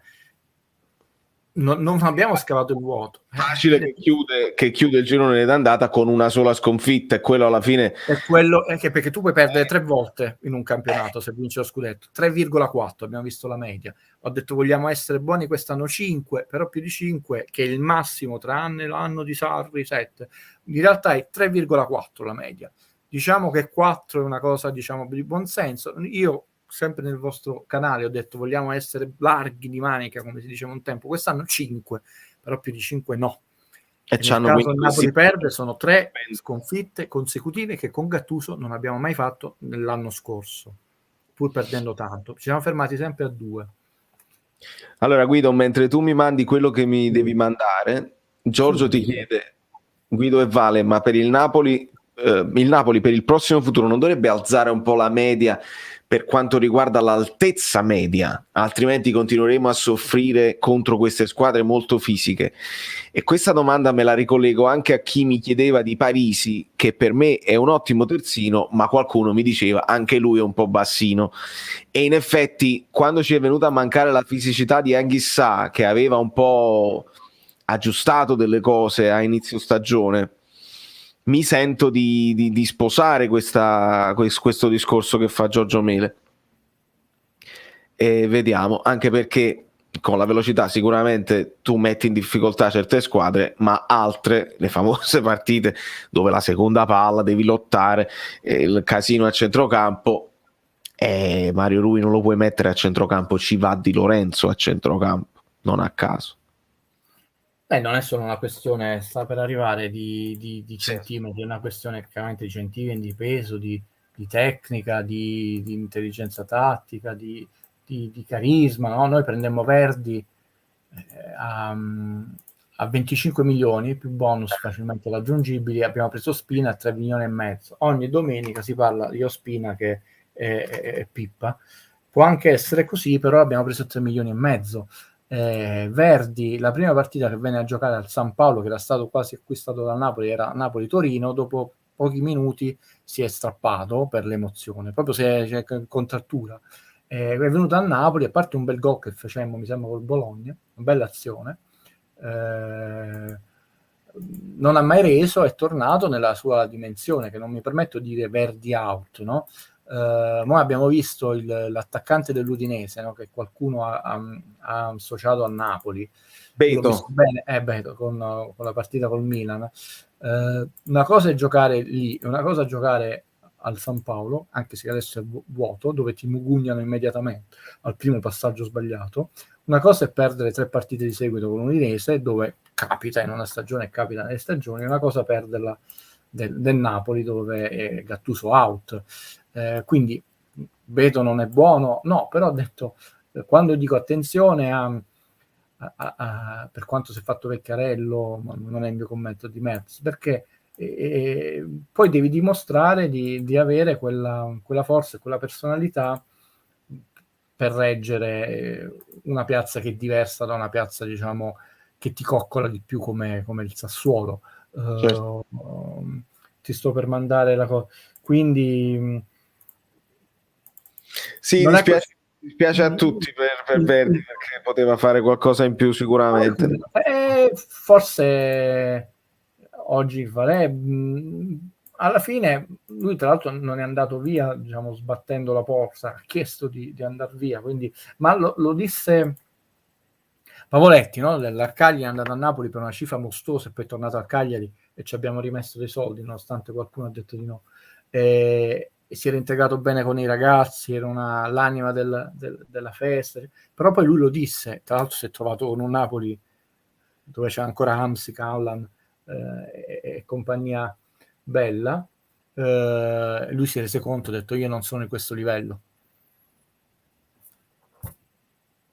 Cioè... Ti ho mandato una cosa molto importante per parlare. Eccoci. Che già mandai, ma lo vediamo aggiornato, così tagliamo la testa al toro ad analisi che possono essere legittime, ma insomma le vorrei capire io per primo. Non mi riferisco a voi, amiche belline o amici. Ingrandiscila cortesemente, Valerio, togli anche la mia faccia, perché dobbiamo vedere tutto. Aspetta, faccio bene. Comunque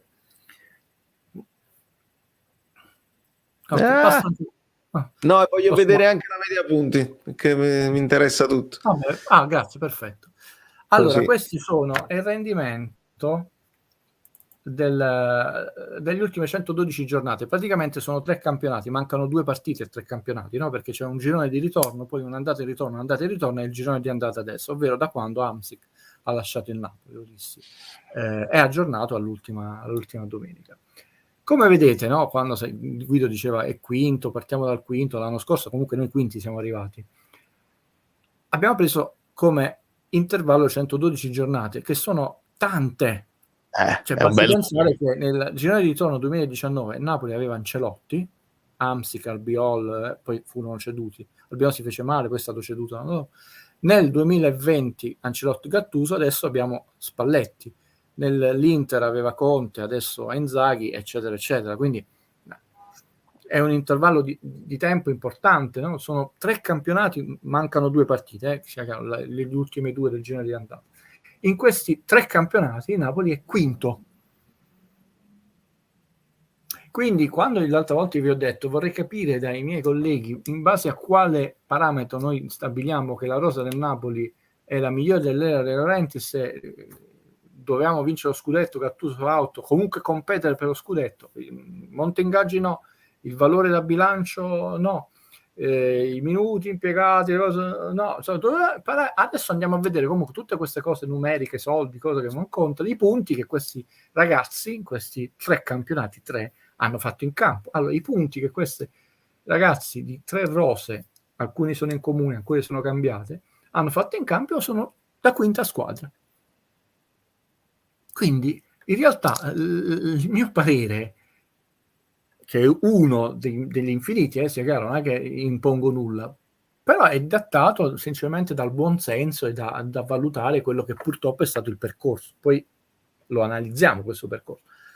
E si vede come il famoso percorso dell'Inter che ha incominciato a macinare. La cosa importante invece di notare è che in realtà è molto difficile fare 40 punti in un girone, se no lo farebbero tante squadre, mediamente lo fanno 2 squadre, 2-3, e nel girone di ritorno tendenzialmente, tranne l'anno scorso che l'Inter ha fatto quello sparacchio, lo fa una squadra in meno, cioè se nel girone è andato 3 squadre fanno 40 punti, nel girone di ritorno ne fanno 2. Questa spiegala bene, perché questa cambia. Incominciano più pareggi delle squadre che ti rompono le scatole, non devono retrocedere, incominciano che si gioca di meno, il tempo effettivo sempre di meno anche nel primo tempo, cominciano tutta una serie di parametri, non sono a specchio dei gironi, anche se tu affrontavi la stessa squadra invertendo chiaramente il campo tra casa e trasferta, prima la affrontavi proprio con lo stesso calendario, quest'anno c'è anche il calendario miscato, però per dire in realtà non è la stessa cosa, altrimenti più o meno ripetevi gli stessi punti, a volte vediamo punti nettamente diversi. Però una cosa importante, se vi andate a studiare nella storia, tant'è vero che ci fu un famoso campionato dove 5 squadre, perché la Lazio recuperò una partita e fu la quinta squadra, nel girone di andata fecero più di 40 punti, ma è rimasto l'unico nella storia del calcio. Mediamente lo fanno 2-3, 2-3, e nel girone di ritorno 2 squadre, 3. Quindi fare 40 punti, cioè quando noi avremo il girone di andata concluso, possiamo già dire che 18 squadre non faranno più di 40 punti. Mi spiace così. La aggiungiamo nel discorso, Guido? Sì. Allora andiamo a vedere in questi 3 campionati, ragazzi, che ha preso consecutivi, quante volte l'Inter ha superato i 40 punti. 1, 2, 3, 4 su 6, di cui ben 4 negli ultimi 5 campionati, ha steccato solo il ritorno 2020. Quante volte l'Atalanta, e quando io vi dissi non è chi vuole portare sgubbio all'Atalanta, non è una previsione, non è un'analisi, è solo la speranza che il Napoli deve avere per avere più cartucce nella sua fondina, ho detto l'Atalanta non deve fare più di 34, ma 35 già sono troppi punti in girone d'andata, perché nel girone di ritorno chissà perché mette il turbo e ne fa sempre più di 40, 41, 43, 42, ne ha già 37. Se l'Atalanta vince una sola partita nel girone che sono già più dei vari gironi di andata, più 5 rispetto all'anno scorso. Vedete la Juventus che è in costante calo e ha fatto solo una volta più di 40 punti, più il Milan da quando ha preso Ibrahimovic praticamente 41-43, l'anno scorso ha tappato solo un girone e 39, molto probabilmente l'ultima partita prendiamo lui che perde con Napoli, li fa 40, anche un solo pareggio li fa 40 punti. La Lazio una sola volta, ma nella notte dei tempi, nel 2019, la Roma mai, Sampdoria, Torino, Fiorentina mai, perché io mi aspettavo la domanda, Valerio, sulla Fiorentina. Permettimi, un po' ormai conosco gli amici Bellini. Sì, è chiaro. Vi sto a sentire, però vedete il percorso della Fiorentina, cioè voi mi state chiedendo alla Fiorentina di fare 80 punti, quando guardate 15, 21, 28, 21, 19, 30, cioè fare 72 punti, quanto gli auguro alla Fiorentina quest'anno, è tantissima roba, non è tanta roba, è tantissima roba, significa un incremento mostruoso. La Fiorentina è la squadra che è cresciuta di più nel panorama delle 20 squadre quest'anno in Serie A. Noi l'unica volta venendo al Napoli è stato il famoso girone di ritorno Gattuso out dell'anno scorso, con tutti gli errori arbitrali.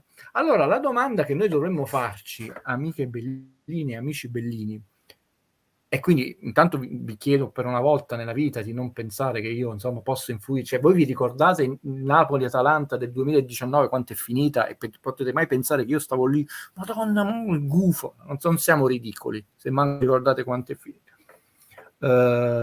Il perché questa squadra negli ultimi 3 campionati ha fatto un punteggio e anche parecchio indietro rispetto non parliamo di 3-4 punti in meno, 10 punti in meno dell'Inter, sono 33 punti in meno dell'Inter, cioè più vicina alla Lazio a noi che noi alla quinta, però per dire anche noi dal Milan sono 11 punti, sono gli stessi che ci separano dalla Lazio, quindi siamo proprio equidistanti, 12, vabbè lo so, siamo equidistanti tra il quarto posto e il quinto posto e il sesto posto, quindi siamo proprio un quinto netto, non è un quinto che sembra quarto, no? È un quinto che sembra quinto, proprio non ci sono, è proprio un quinto da solo per distacco, come dice lui, no?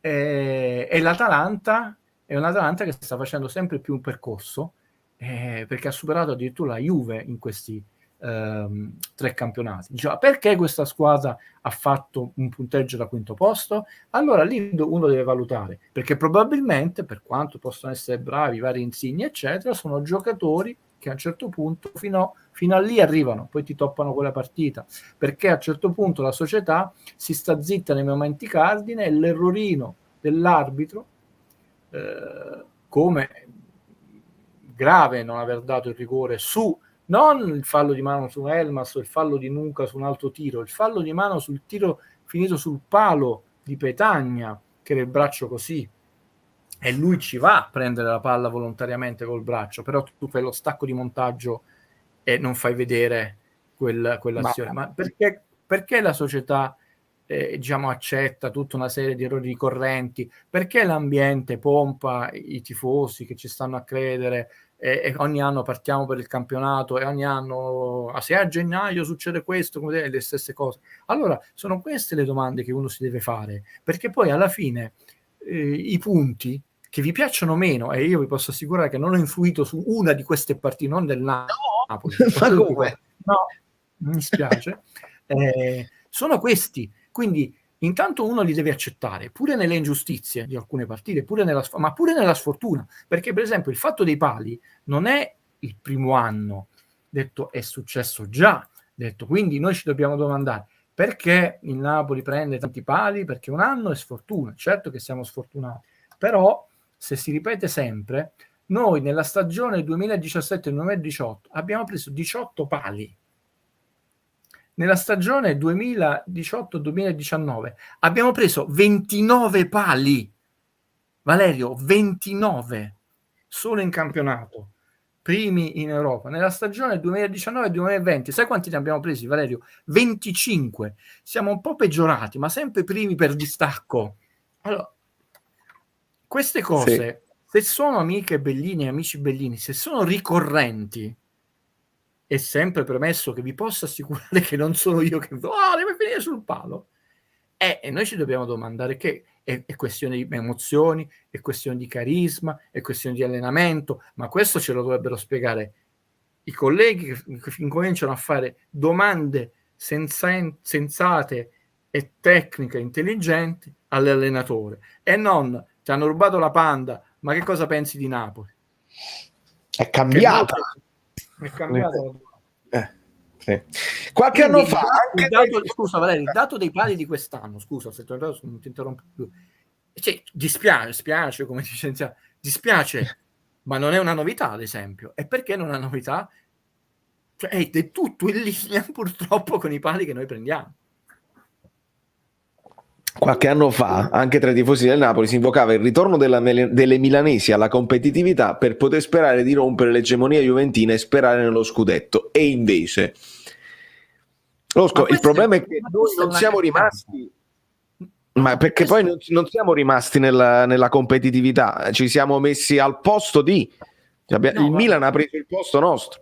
Questa è una cacchiata, perché nel senso Losco ha detto una cosa vera, non è una cacchiata quella che ha detto Losco. Losco ha detto una cosa verissima, storicamente accertata, e me la ricordo bene io, è vero, ma era un'opinione fatta per traviarvi, che poi diventa subito l'alibi, una giustificazione. Cioè, qual era il parametro di valutazione tecnica, scientifica, calcistica, pratica, che doveva essere una convenienza per il Napoli, un ritorno delle milanesi? Spiegamelo, Valerio. Io ci vedrei invece un indebolimento, nel senso, se tu hai solo una squadra da affrontare e la lotta è tra quelle due, no? E invece diventa molto più difficile. Tu vedrai a un certo punto, come ho fatto l'anno scorso, non ho sbagliato di un punto, a un certo punto della classifica, e vi dirò i punti, ma è un fatto matematico, non di jettatore, eccetera, anche perché a un certo punto sembrano che questi punti sono il famoso paltò di Napoleone. Però se tu hai un 1 contro 1, puoi anche sperare che la squadra X, non voglio nominare, crolli, perda tutte le partite. Ma se sono più squadre importanti, se crolla l'Inter quando crolla e gioca col Milan, però regala 3 punti al Milan, e quindi comunque e gli regala l'Atalanta. E quindi se sono più le squadre in realtà non era un vantaggio per il Napoli, era uno svantaggio per il Napoli. Lo capirebbe un bambino delle elementari, però lo dicevano.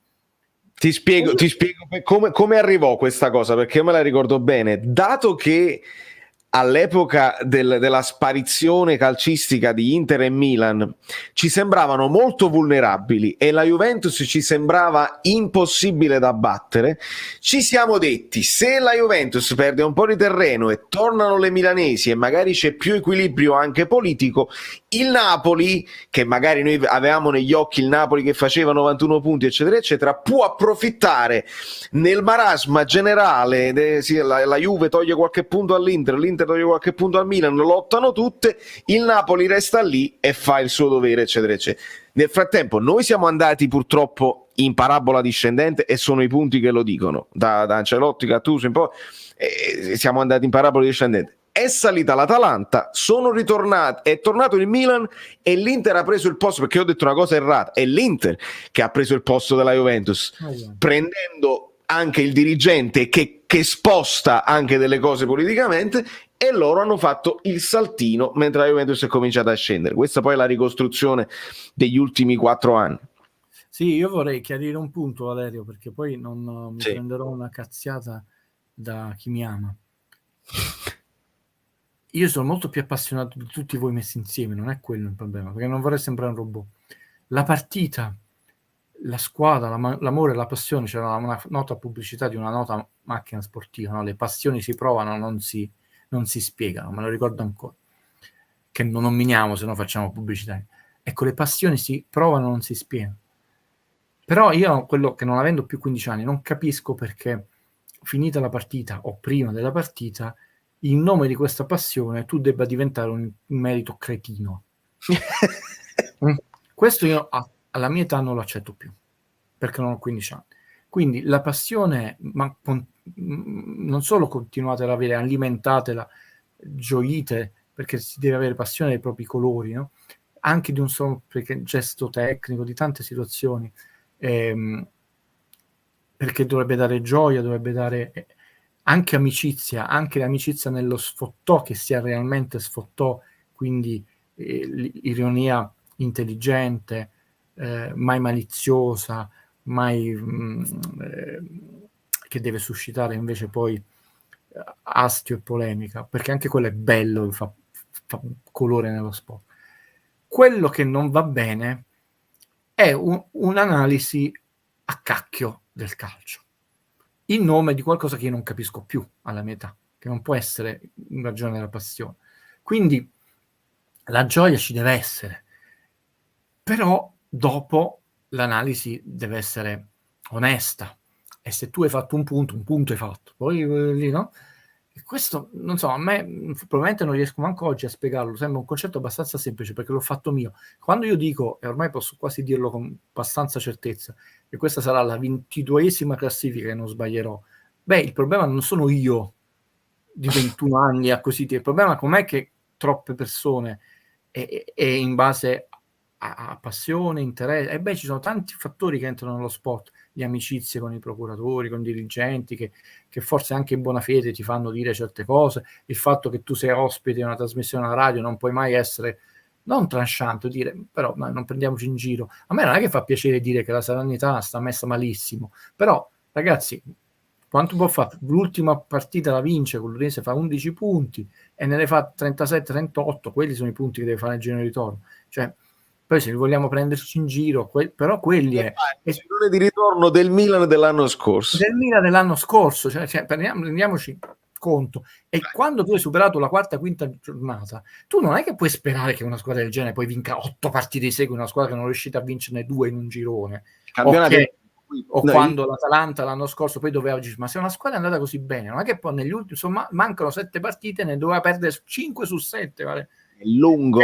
Statisticamente possibile, però calcisticamente è stato totalmente improbabile. Infatti ha perso solo l'ultima, quella che diciamo potevano sta bene a me, sta bene a te col Milan. E questa cosa qui non è che Guido Gentile se l'è cacciata fuori così per farsi vanere sul bello, perché poi alla fine ha dovuto accettare la realtà del calcio, e la realtà del calcio è questa, siccome funziona è questa. E nei parametri entrano tantissimi fattori che noi stiamo cercando di analizzare, come il fatto che una società si può permettere quello che è proprio il contrario dell'NBA, no? Non è manco giusto che una società che coltivi e faccia emergere talenti giovani, interessanti, briosi, e poi arriva la squadra ricca, che tra l'altro poi scopriamo anni dopo che non aveva i soldi per pagarli, non li ha pagati i contributi, si riporta con sé. Aumenti ancora di più il divario tra le provinciali e quelle forti, ed era una delle ragioni, concludo, per cui io rimanevo basito, ma perché è un vantaggio per il Napoli che queste squadre tornino grandi? Anzi, io ti aggiungo un'altra cosa che dovrebbe essere il nostro elemento di critica, e critica, incominciamo a parlarlo nel canale di Valerio, perché io una frase che aborro, la critica deve essere costruttiva. Non esiste la critica costruttiva, non esiste la critica, non esiste come etimologia della parola. La critica è analisi. Quando io critico un film non lo stronco, lo analizzo. Ah, cioè critica negativa, critica positiva. Non è un altro luogo come ma perché noi facciamo critica costruttiva? No, se tu fai critica tu analizzi con onestà un tema, un elaborato, un quadro.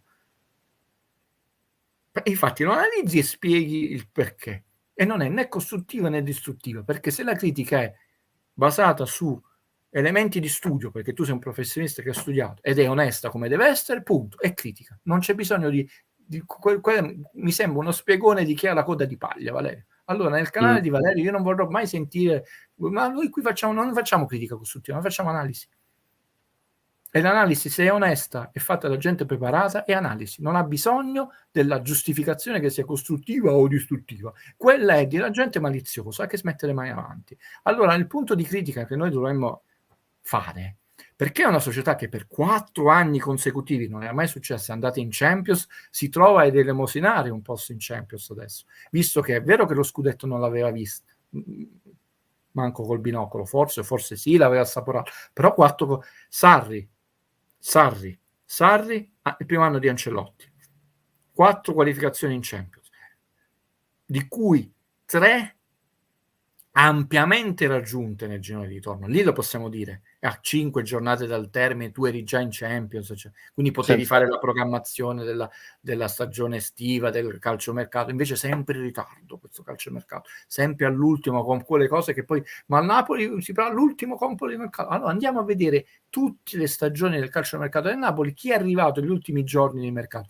tra niente e il De Guzman della situazione. Quindi altra cosa che voi vi credete come tanti bambaloni, non so se esiste come parola, questi no, ma vediamo l'ultimo là. Allora, storicamente De Laurentiis, negli ultimi giorni di mercato, non fa il grande colpo, Cavani, Higuain, eccetera. Storicamente.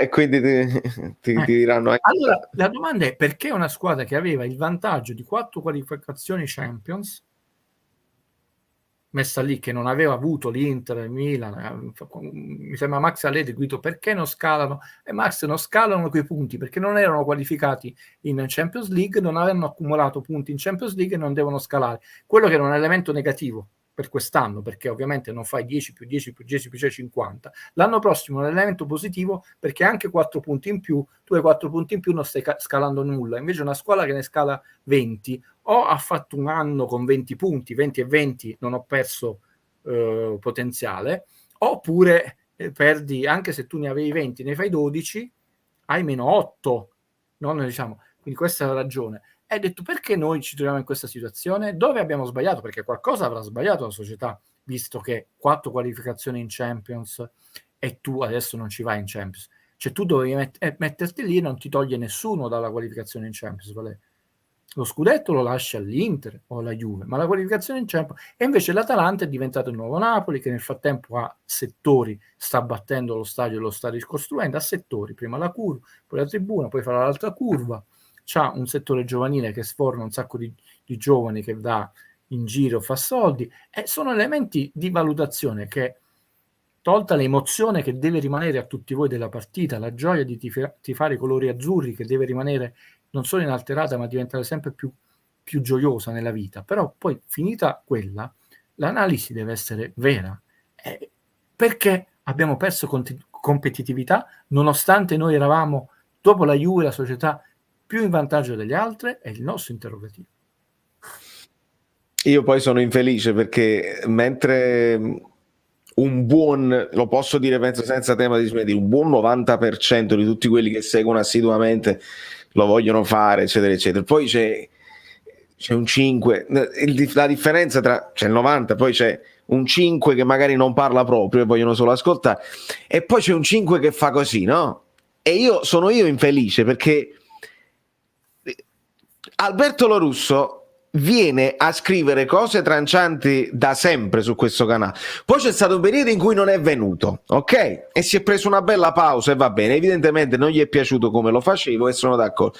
Poi è tornato, ma è tornato uguale a come è rimasto 2 anni e mezzo fa.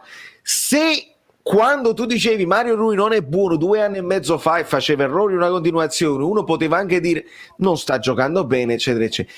Che tu insisti a dire Mario Rui non è buono oggi, che sta giocando probabilmente una delle sue migliori stagioni col Napoli, e se ci manca col Milan è una tragedia assoluta non avere Mario Rui col Milan. Alberto, qual è il tuo problema?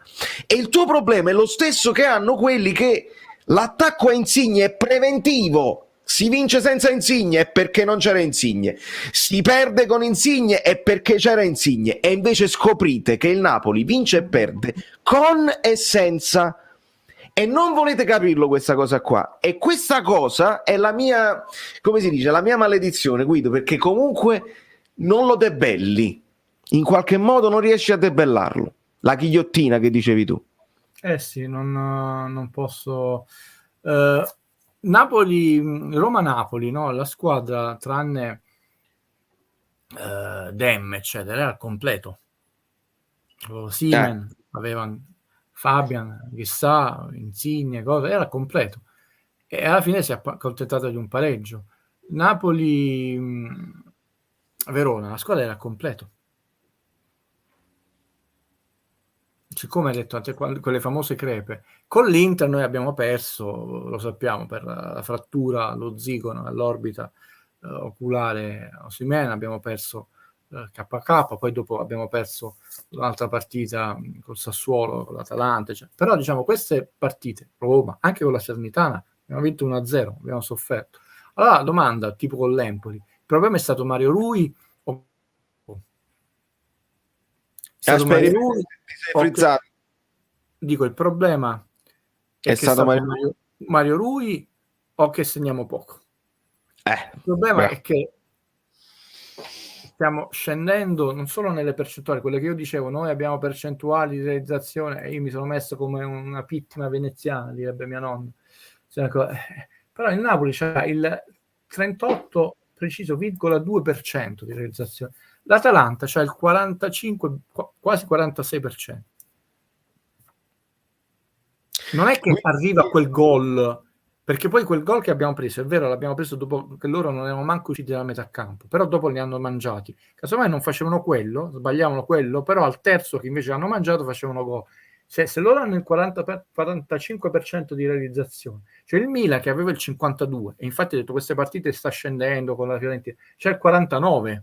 Quando io vi dicevo il valore anomalo è il Napoli che è prima in classifica e c'è il punteggio più basso di queste squadre, che sono tutte, cioè Inter, Milan, Atalanta e Lazio, sono tutte superiori a Napoli. Quelle che sono peggiori sono la Roma e nettamente, che è la peggiore di tutti, è la Juve. Infatti la Juve c'ha il 28%, la Roma c'ha il 31%, infatti stanno sotto, ed è il Napoli che stava su. E ho detto, finché regge la difesa con questa bassissima percentuale di realizzazione offensiva vai bene, perché per quanto si abbassa puoi beccare pure la partita sfortunatissima, oppure dove fai poco come la Roma, però la pareggi.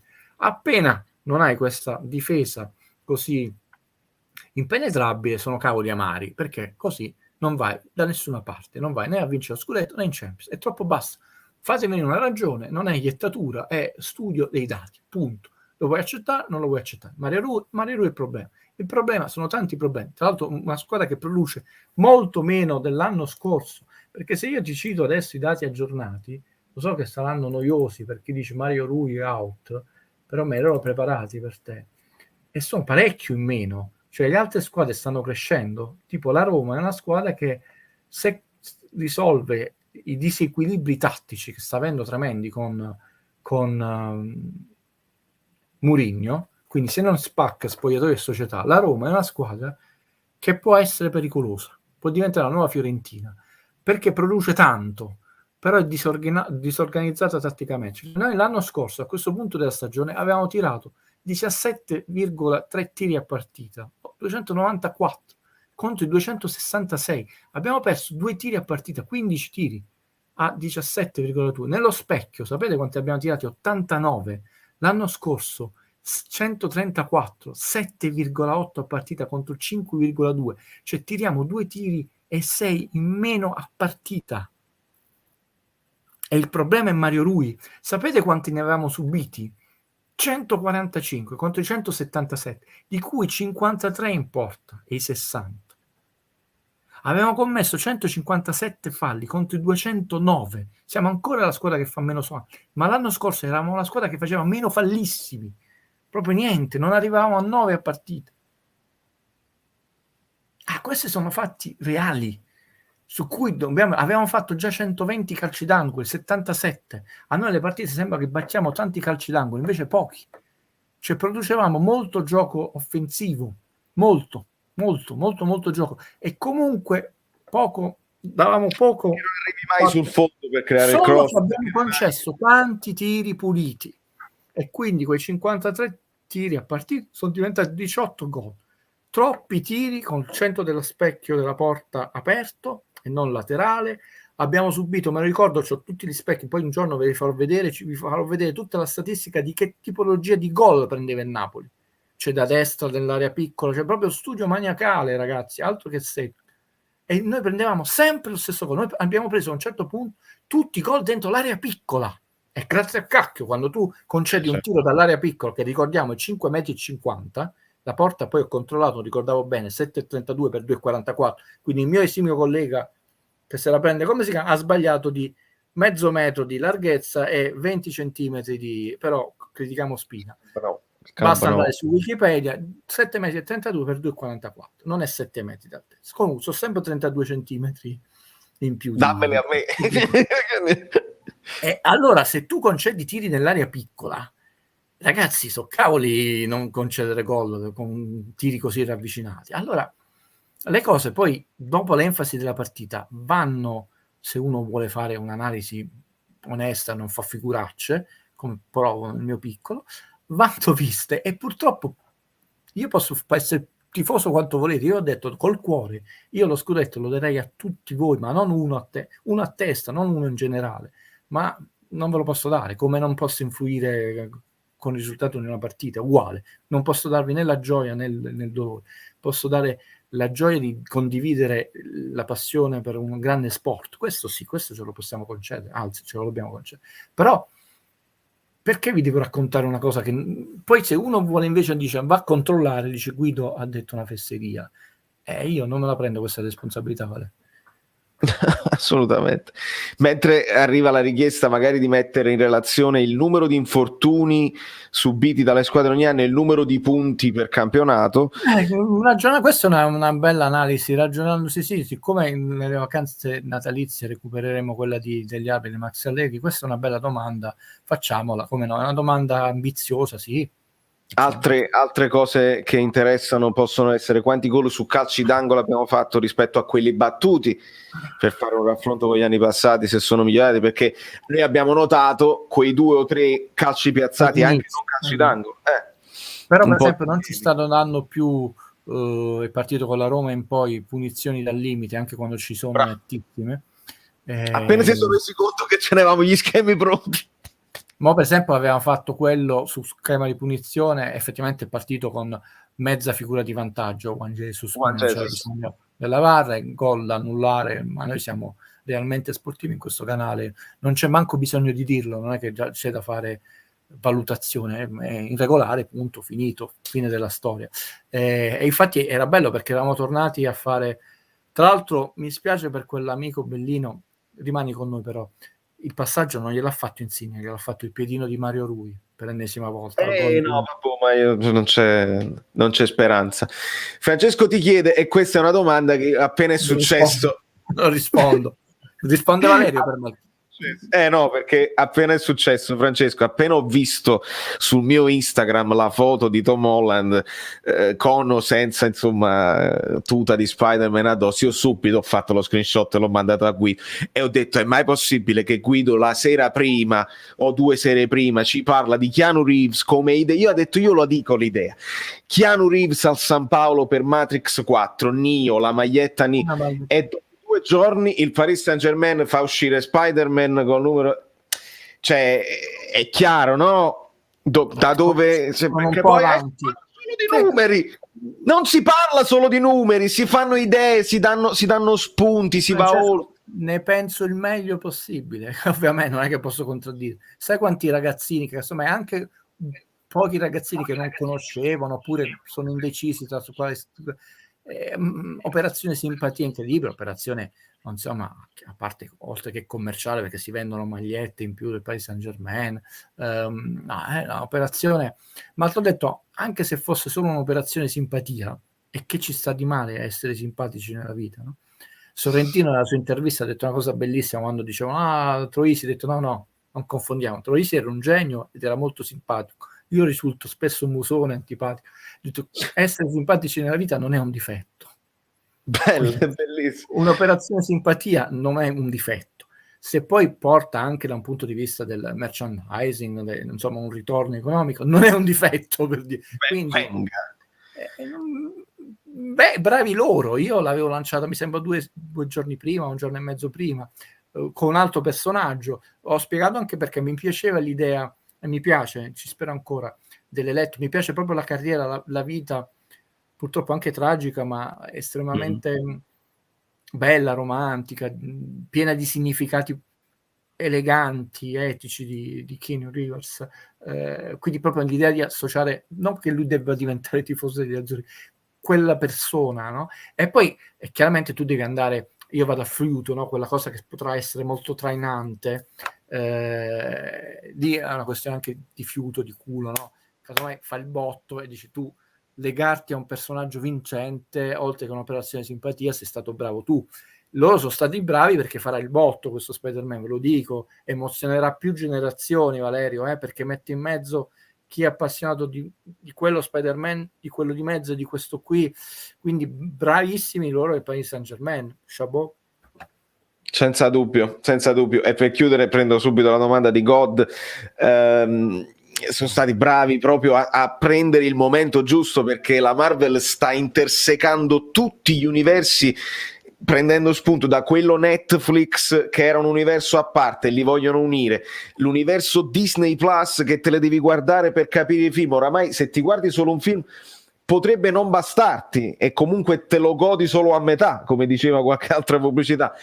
Quindi l'attesa che si è creata per questo Spider-Man è all'altezza, secondo me, Guido, di quella per Endgame, insomma, per l'ultimo degli Avengers, perché adesso sta cominciando proprio una nuova fase. Quindi c'è un'attesa pazzesca. Io ho visto una bella cosa, la dico in 30 secondi, se no Valerio mi rimprovera. Ho visto, Valerio, la partecipazione. Ho detto in meno di 30 secondi, che è una cosa molto bella che si sta perdendo al cinema. Cioè il film è partecipato, cioè il pubblico partecipa emotivamente. In alcuni momenti lo senti emozionarsi, applaudire quando esce un personaggio. È una cosa bellissima, perché io ho scelto questo lavoro nella vita e combatto per portare le persone in sale, non lo streaming. È bellissimo, quindi ha una carta vincente importante. Però God 7611, però se negli ultimi anni non sono stati sufficienti 78, io sarei prudente. Io ho detto 79-80, quindi io sarei prudente sui 76. Poi ovviamente noi, se la Juve comincia a crollare, a battere in testa, ma aspettatevi aiuti, cosa va bene, però per prudenza io mi manterrei quell'80, anzi io oggi firmo per 81 veramente. Gli altri devono fare qualcosa di fantascientifico, perché io mi aspetto casomai ora come ora uno scudetto pure Vogliamo essere buoni 86-88? Probabilmente parliamo di 87-89, poi lo valuteremo. Guardate, mi sto addirittura sbilanciando, poi può darsi che continua, perché l'Inter 45 punti li fa nel giro, 45-46 nel giro di andata.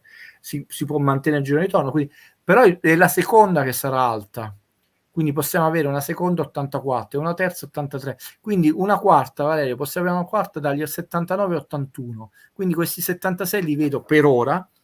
Attenzione, la mia non è una, vediamo in corso d'opera, però oggi con queste squadre che hanno valutato la vedo, cioè l'Atalanta ha 5 punti in più rispetto all'anno scorso, l'Inter ne ha 3 più, Milan 1, vediamo che cosa fa, speriamo meno con Napoli l'ultima partita, e quindi stiamoci prudenti. Per il me, Milan all'Empoli, poi all'Empoli, per vediamo me che cosa fanno con l'Empoli. 81 è una quota prudente di buon senso, 76 intanto non è bastata negli ultimi 2 anni, quindi sappiamo che negli ultimi 2 anni, no 76, l'anno scorso noi 77 ci hanno fatto fuori, ne servivano i 79, ci ha fregato il pareggio col Cagliari, hanno dovuto fare quei 45 punti, non arrivare a vero. Quindi Guido Gentile vi dice ragioniamo su quel punteggio, 76 è pericolo. Ringrazio Alessandro Salerno per il supporto. Domenica attacchiamo Teo fino a Ventimiglia. No, ringrazio. Facciamolo a San Siro, perché si dobbiamo stancare Mario Rui fino a Ventimiglia? Cioè, che va a fare a Ventimiglia? Perché poi Teo dall'altra parte, quindi sarà Di Lorenzo che si deve stancare. A meno che Guido, perché noi dobbiamo vedere se lo recuperiamo Mario Rui, altrimenti Di Lorenzo deve andare a sinistra, o almeno, perché le ultime notizie noi possiamo anche divertirci a fare un pochino di ipotesi, però non sappiamo effettivamente, dobbiamo aspettare questi ultimi report dell'allenamento, perché al momento dobbiamo considerare Manolas infortunato, altrimenti io non accetto che vada in Grecia con 6.000 euro. Posso dirti una cosa? Sì. E qua di nuovo parla chi si segna tutto, lo statistico. Sì. Possiamo dire che con Ancelotti è tanta roba, Gattuso è tanta roba, e Spalletti, quindi vi sto dando tanti numeri, il Napoli non ha fatto mai questi giochetti, questa pretattica, e quindi quando ha dichiarato indisponibile un giocatore, nonostante i siti, è carinissimo il video che hai fatto oggi, mi dispiace che uno che si è scritto quel commento stupido non ha capito l'ironia, e quindi è molto preoccupante quando ti dicono una cosa, poi non è come quando De Rossi non partiva con la nazionale perché era morto, poi c'era sempre dopo la partita con la nazionale Roma-Napoli e giocava da Dio e ci togliamo. Quindi storicamente con 3 allenatori diversi, in questo possiamo essere orgogliosi di una società molto seria che non fa questi giochetti, non si mette a fare queste meschinerie. Quando vengono dichiarati indisponibili i giocatori, sono stati veramente poi indisponibili. Per ora non è stato dichiarato indisponibile Mario Rui là, però quei giocatori del report di oggi sono tutti giocatori come Zelinski che non si sono allenati, hanno fatto palestra o terapia, non si sono allenati né col gruppo né a parte, alcuni di loro non si sono allenati, cioè hanno fatto massaggi, fisioterapia, macchine, consolidamento muscolare, queste cose qua che non vi sto a spiegare. Quindi noi storicamente dobbiamo accettare il fatto che quando in corso di settimana c'è un giornalista che io reputo una persona molto seria, devo dire, molto seria, molto, quando ci sono quelli bravi, che è Francesco Modugno, che è uno che sta sempre fuori del castello turno, anche lui non gioca sul sensazionalismo, non prende in giro i tifosi, a volte quando vorrebbe perché i tifosi si aspettano, dice vediamo, no? Perché non si sente di invece speriamo, quindi oggi come oggi siamo molto prudenti perché la situazione non è che non giocherà nessuno, infatti ha detto dobbiamo valutare, però siamo già arrivati a mercoledì. Una cosa è certa, che anche se alcuni di questi verranno schierati possono avere la gamba meno brillante, più molle rispetto perché è importante, ragazzi, l'allenamento quotidiano. A me ha fatto ridere, Valerio, e poi altra domanda, insomma un collega che ne spara non ne becca una, il Napoli avrà la settimana tipo, no, perché il Milan in questa settimana va sulla luna. Per questo siamo avvantaggiati sicuramente. Guido, ti leggo 2 domande alle quali non devi rispondere. Perfetto. Ok? Facciamo una cosa diversa. Ciao Guido, la Juve se vince... Benvenuto Lucio Milo, evidentemente ti stai appassionando, mi fa piacere. La Juve, se vince le ultime 2 di andata, arriva a 34 punti. Visto che bisogna fare tra 78 e 82, ce la vedi a farne 44-46? Personalmente no, vedendo anche il trend degli ultimi anni. Domanda che si collega a questa, proprio si sono letti nel pensiero gli amici. Supponiamo che chiude a 34, fanno 46 nel girone di torno senza, per me sui 76 stiamo tranquilli quest'anno, col finale che non leggo e che voi dovete sempre tenere presente, perché nelle analisi di Guido non ci sono solo i freddi numeri, ci sono i trend che non prescindono. Ascoltate, è in italiano, non è in inglese, non è in napoletano. I numeri non prescindono da queste dinamiche e quindi Guido non deve rispondere, veramente non c'è bisogno. Fabio Versatile: dallo stadio si è notato ancora di più l'antidoto che hanno trovato contro le squadre avversarie. Palla lunga, hanno trovato le squadre avversarie. Palla lunga in verticale, scavalcando i terzini. Sia JJ che Rachmani le soffrono in una maniera inaudita. Però Fabio, verissimo quello che dici. Per esempio, nelle ultime partite che sono venuti meno troppi centrocampisti, noi e non bocciamo nessuno. Noi nel canale di Valerio noi non bocciamo nessuno, anche chi gioca malissimo nel Napoli, perché chi indossa la maglia del Napoli è già il nostro eroe. Questa è l'idea di Guido Gentile, se lo indossa con onestà. Se poi scopriamo che è disonesto, ci ha tradito. Ciao. Quindi dal punto di vista mio nessuno sarà Gattuso out, insegnato. Poi ovviamente dice ha giocato bene o bene, qui ha sbagliato, perché non è che poi non valutare le sbavature. Però per esempio l'Empoli non ha fatto questo gioco nel primo tempo, hai fatto una bella domanda, è stata molto brava a trovare tra le linee nel primo tempo sempre l'uomo smarcato. Nel secondo tempo, quando si è abbassata tanto, perché un po' ha sofferto la pressione del Napoli, comunque c'è stata, è vero, è al ricorso al lancio lungo. Tra l'altro ricordiamo che il gol del Napoli, subito Napoli, è un errore nostro, di un ennesimo passaggio sbagliato, stupido, dove poi finiamo per concedere un angolo stupido e da quell'angolo stupido subiamo un gol stupido. La fortuna e la sfortuna te la chiami, e noi abbiamo fatto troppi passaggi stupidi di piatto, proprio semplici, ne ha fatti troppi sbagliati. L'unica cosa su cui siamo in disaccordo, Younes, tu gli hai dato una prestazione più brillante di quello, scusa, di quanto secondo me meritasse, ma non perché non hai mezzi tecnici. Secondo me è entrato in partita veramente superficiale, quando io dicevo devi essere concentrato e cattivo. Nel secondo tempo, grazie a 2 o 3 giocate, perché lui colpi ce li ha, perché non è che non ce li ha, alzato il livello, ma nel primo tempo proprio errori banali, e noi abbiamo subito un gol da un errore banale. Questa cosa l'abbiamo subita però non prendendo gol, come per esempio Cagliari che ha fatto solo questo tipo di gioco, quello col Verona.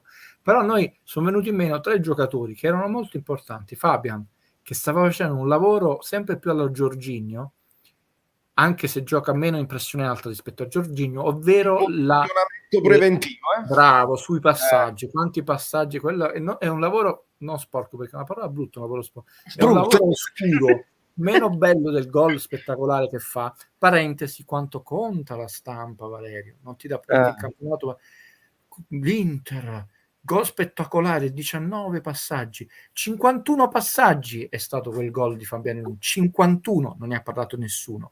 Solo Gerardo Marino. Solo Gerardo Marino, ma un contocacchio Gerardo Marino. Lo so, purtroppo. Conta per il nostro cuore, ma non lo puoi paragonare alla Gazzetta, al Corriere, al Corriere della Sera, al Corriere dello Sport Stadio. La colpa anche al Napoli, Bravo, perché come Gerardo Marino andava assunto e andava spinto nel suo piccolo ruolo importantissimo. 51 passaggi, che sono più del doppio dei 19 del gol dell'Inter. Bellissimo, figura, il calcio è bello perché noi giochiamo di gesti tecnici, atletici, come quello di Ibra, l'Udinese. Però a casa mia 51 sono più difficili di 19. Il lavoro di Anghissà, a noi quanto è mancato la sua fisicità col Sassuolo, non l'avremmo persa quella partita.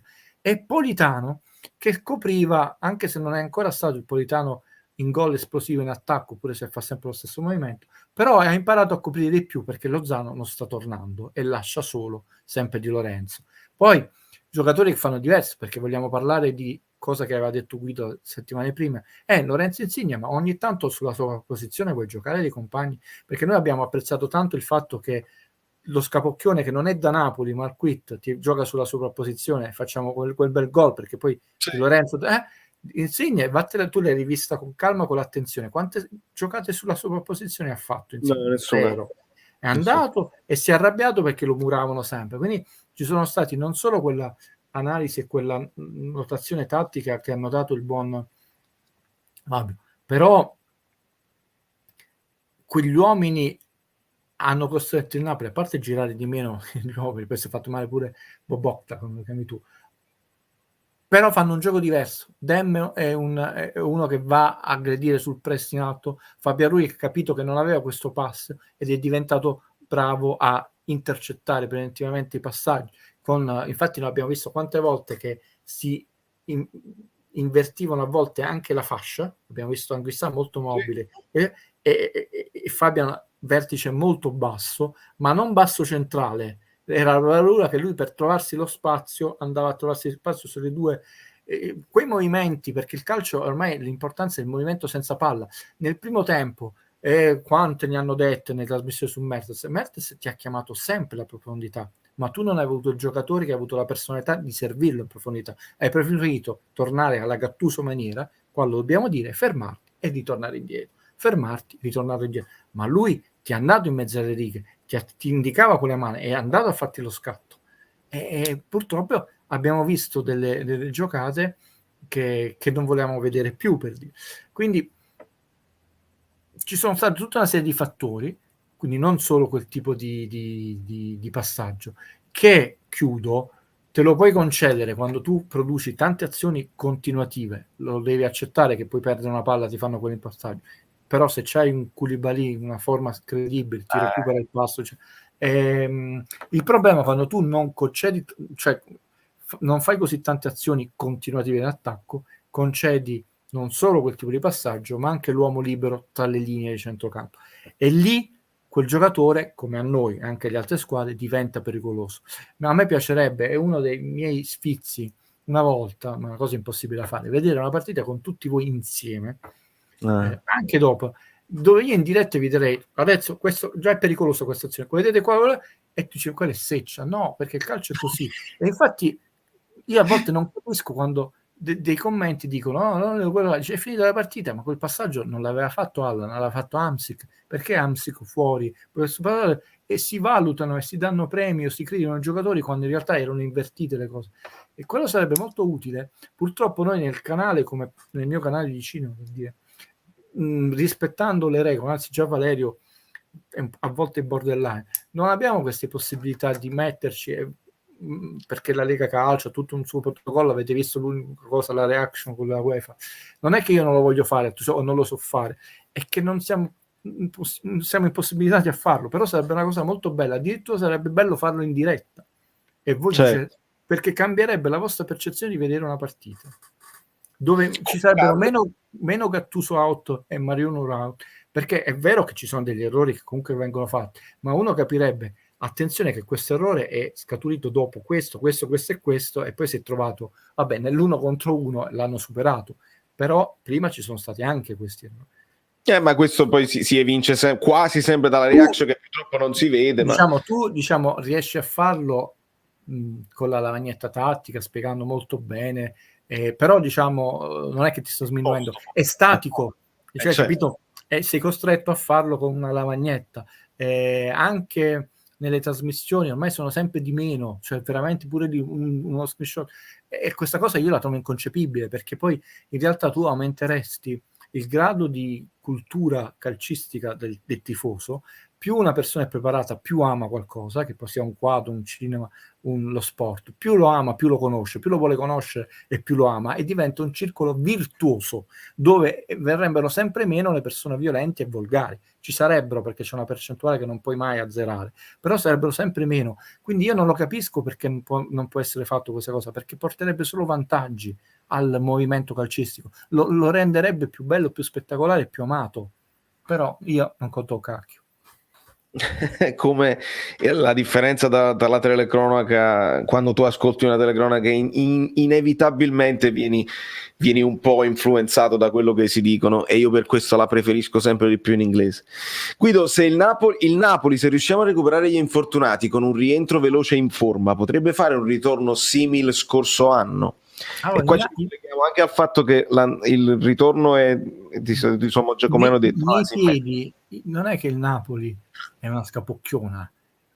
Nei piedi il Napoli quest'anno è superiore alla Juventus. I piedi sembra un'espressione brutta, però il calcio si gioca con i piedi, vedi? Secondo me quelle due milanesi sono, anche per completezza della rosa in alcuni reparti, sono superiori. L'Atalanta è più abituata, ormai è in corso, detto, però diciamo te la puoi giocare. Purtroppo ci ha battuto, ragazzi, la sconfitta interna con l'Atalanta è pesantissima, non è inutile. È super scontro diretto, non è uno scontro diretto, è proprio è la nostra, i due rivali, quelle sono. E il problema è la testa, cioè tu hai fallito troppe volte, e invece Allegri e i suoi giocatori, per quanto quest'anno è una squadra che ancora non ha trovato la sua dimensione, che non è fortissimo negli anni passati, non fidatevi, e non fidatevi nel palazzo. Ragazzi, io non voglio dire, perdi a Milano, anche se vinci l'ultima, poi vai a Torino con la Juve, dove devi vincere.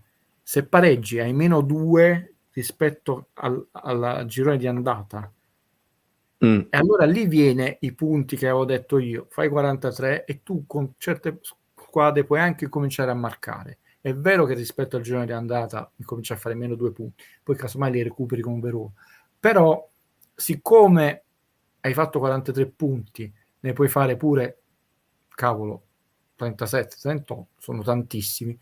Con certe squadre puoi bloccarti col pareggio, non sei obbligato là. Vai a perdere con la Juve, io voglio vedere poi quanta forza hanno gli insigne, vai nel panico per totale. Questa è noi ci siamo messi in un bruttissimo imbuto con queste, cioè non dovevamo assolutamente perdere con l'Empoli. Però non è un panico nuovo, perché noi lo diciamo. Questo si deve, che qualcuno mo casomai entra in questo momento del video, quello iettatore e si è perso tutta l'analisi di un'ora e mezza di dirla. Nei piedi ce l'ha, perché noi abbiamo visto quest'anno fino adesso, fino a poco dopo la Roma, la squadra che ha giocato veramente meglio, più armonica, più spettacolare, anche un calcio, io lo definì frizzante come il suo allenatore. Poi non puoi sempre giocare per colpa degli allenatori come Juric, che non ti fanno giocare sempre una partita brillantissima, però lo diciamo, ci siamo goduti tante partite, abbiamo fatto meno punti di quelli che meritavamo, il problema è la testa, ragazzi, e siccome vi ho fatto vedere 3 campionati, non è che possiamo sperare che Pinco, Pallino, non li voglio nominare, sennò può sembrare che quel giocatore out di colpo è diventato un'ira di Dio, anzi, noi dobbiamo interrogarci su un'altra cosa, che poi Albiol è uno che aveva vinto scudetti, diceva, lo scout del Real Madrid. No, Albiol ha vinto anche coppe col Valencia. Detto, la Coppa UEFA Albiol non l'ha vinta col Real Madrid. Albiol ha vinto tutto tranne la Champions League, ma ha vinto col Valencia e col Villarreal. Com'è? Albiol se ne va da Napoli, torna a vincere prima di Napoli. Giorginio non ha mai vinto, va via da Napoli, vabbè, però nel Chelsea. Allora, vari giocatori vanno via da Napoli e vincono. Però l'ambiente, la postura, e meno male che è arrivato Sarri, però aveva già vinto prima Albiol senza Sarri, anche il campionato del mondo, e ha continuato a vincere dopo in una squadra che Villarreal fa 52.000 abitanti, Napoli ne fa 980.000. Il Napoli dovrebbe fare allo stadio 52.000. Guido, ti piace Wenders come regista? Io l'ho conosciuto Wim, come mi piace, è un genio totale, ha una poesia incredibile, è un uomo di una cultura incredibile ed è anche molto piacevole nei commenti di DVD, perché essendo tedesco parla un inglese molto capibile, molto calmo, sono anche molto belli, va in precisione, e tra l'altro è diventato fotografo, ha una moglie bellissima, gli ultimi film sono più belli documentari che i film, c'è Il sale della vita che dopo che lo vedi per una settimana sei in uno stato di pace, anche perché parla di un grandissimo fotografo. Come fai a non amare Wim Wenders? Ci ha regalato tantissimo cinema coraggioso, e Sorrentino in quel video cita Il cielo sopra Berlino. Lui dice: io quando l'ho visto ho detto non lo rivedo da tanti anni, ho detto non pensavo che si potesse fare poesia, e chiudo con questa risposta al cinema: l'ho visto fare da Wim Wenders. Wim Wenders ci ha fatto credere, ed è vero, che il cielo di Berlino è pieno d'angeli. Meraviglioso. Per Guido, meglio Lozano o Politano, entrambi in piena forma? No, è meglio averli tutti e due, alternarli, ma devono entrare in piena forma, perché l'anno scorso ragazzi hanno funzionato tutti e due, ma questa contrapposizione, l'anno scorso hanno fruttato gol, hanno fruttato ammonizione, hanno fruttato che erano, perché poi anche Politano, quello che si vedeva l'anno scorso è un'altra cosa, che Politano rendeva meglio a partite in corso e non quando giocava da titolare. Quest'anno all'inizio, tranne l'ultima partita, che poi non sembrava tanto, gli hanno dato voti bassi a terra, è sembrato il contrario, no? Però in forma, in base al piano tattico, è meglio averli tutti e due. Lo sappiamo, hanno caratteristiche tecniche di corsa leggermente diverse, e poi lo sappiamo che Lozano noi lo stiamo adattando sull'altra fascia, perché su quella gioca Insigne, ma se tornassero in forma tutti e due sarebbero punti per noi, quindi è meglio, poi fortunatamente non li devo mettere in campo io, ma state sicuri che Spalletti spera, vuole e li userebbe nel migliore dei modi. Ci mancano, perché stanno mancando i loro gol, stanno mancando le loro ammonizioni. Già a noi ogni 3 falli che ci sono di ammonizioni serie ce ne danno mezzo, ma se manco li produciamo quei 3 falli di ammonizione, ce ne manco quel mezzo cartellino giallo. Quindi certo. Politano, lo sappiamo, ha più tiro, soprattutto in quell'azione che ama molto. Lozano è più esplosivo nel primo passo del dribbling. La dipinta proprio bene. Nel frattempo, che sento rumori, tra Polli che dice perché a Napoli vogliamo organizzare un incontro per farci gli auguri di Natale, e Fabio che dice con lo Spezia tutti allo stadio con Guido, mi fa pensare che devo farlo io, devo fare in qualche modo a distanza, devo in qualche modo trovare il modo, e ci ragionerò e mi farò aiutare dagli amici che sono a Napoli, un modo per a distanza nel frattempo, perché io sicuramente appena potrò venire vorrò incontrarvi uno per uno.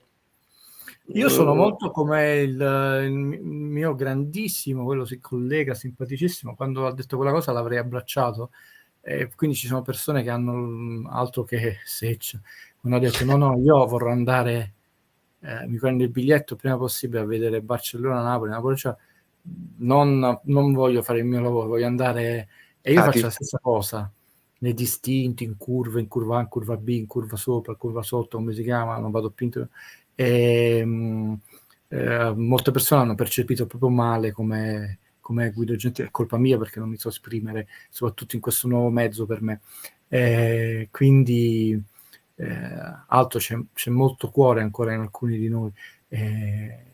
Mi piace riflettere, scrivere, è catartico per me, analizzare le cose, dire anche le cose che possono sembrare brutte, antipatiche, però la partita è un momento. Mi piace ancora andare a vedere le partite allo stadio. La televisione più bella, più spettacolare, 8K, 75D, ologramma, eccetera, non sarà mai, a parte che capisci meglio come giocano le squadre, non sarà mai emozionante.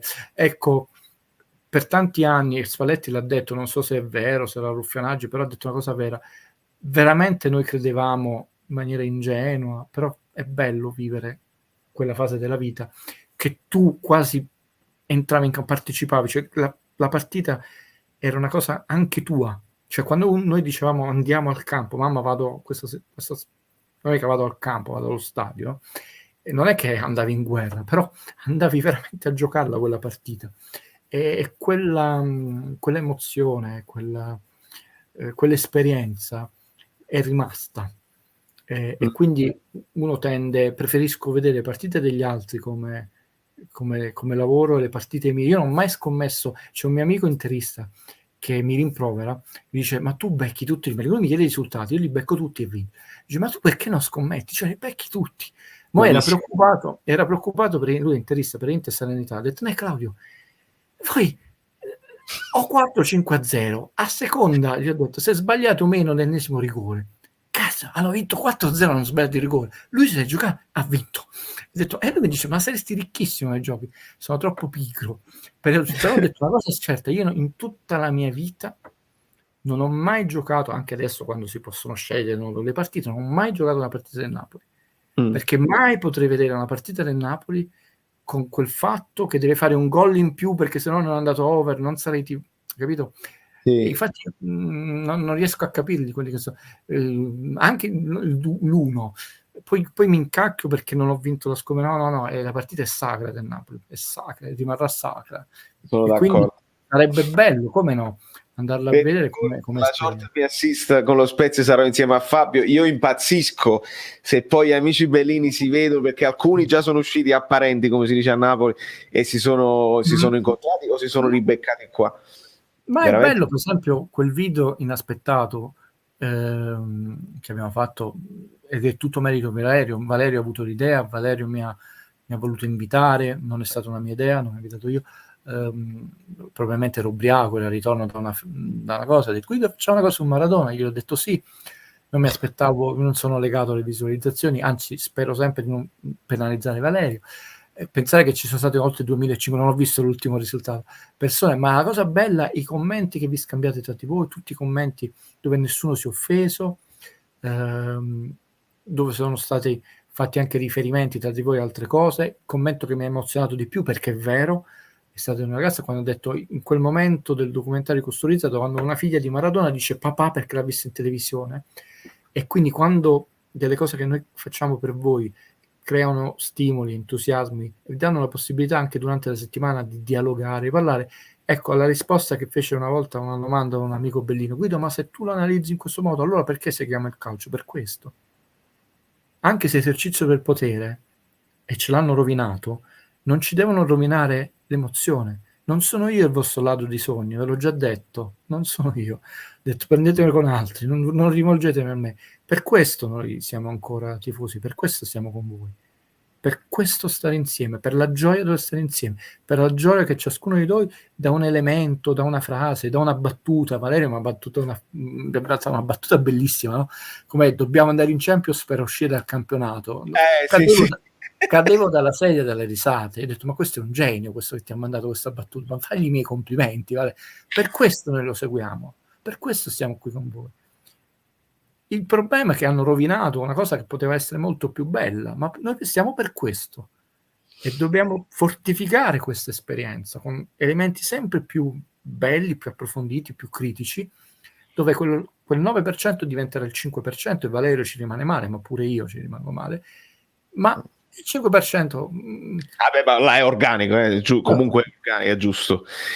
Losco, sì, ne abbiamo parlato, Guido l'ha ripetuto anche, si è capito. Quello sul palo di Petagna, gli altri due, uno era di nuca e l'altro veramente sta così con le mani, E quello là, secondo me, sapete, io mi incacchio anche quando i miei fanno simulazioni.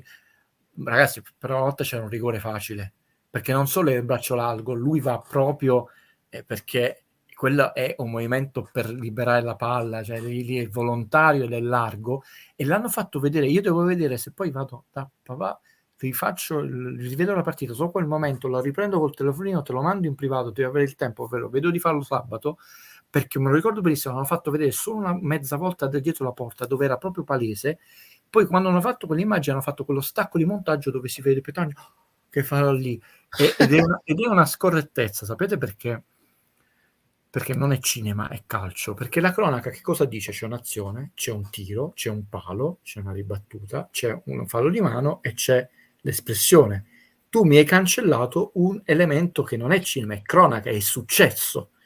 Se una persona vede l'highlight o vede la partita, quell'episodio non è accaduto, e invece è accaduto, a prescindere che è rigore. Diciamo che non è rigore, va bene, io voglio addirittura dire, ma lei non è rigore.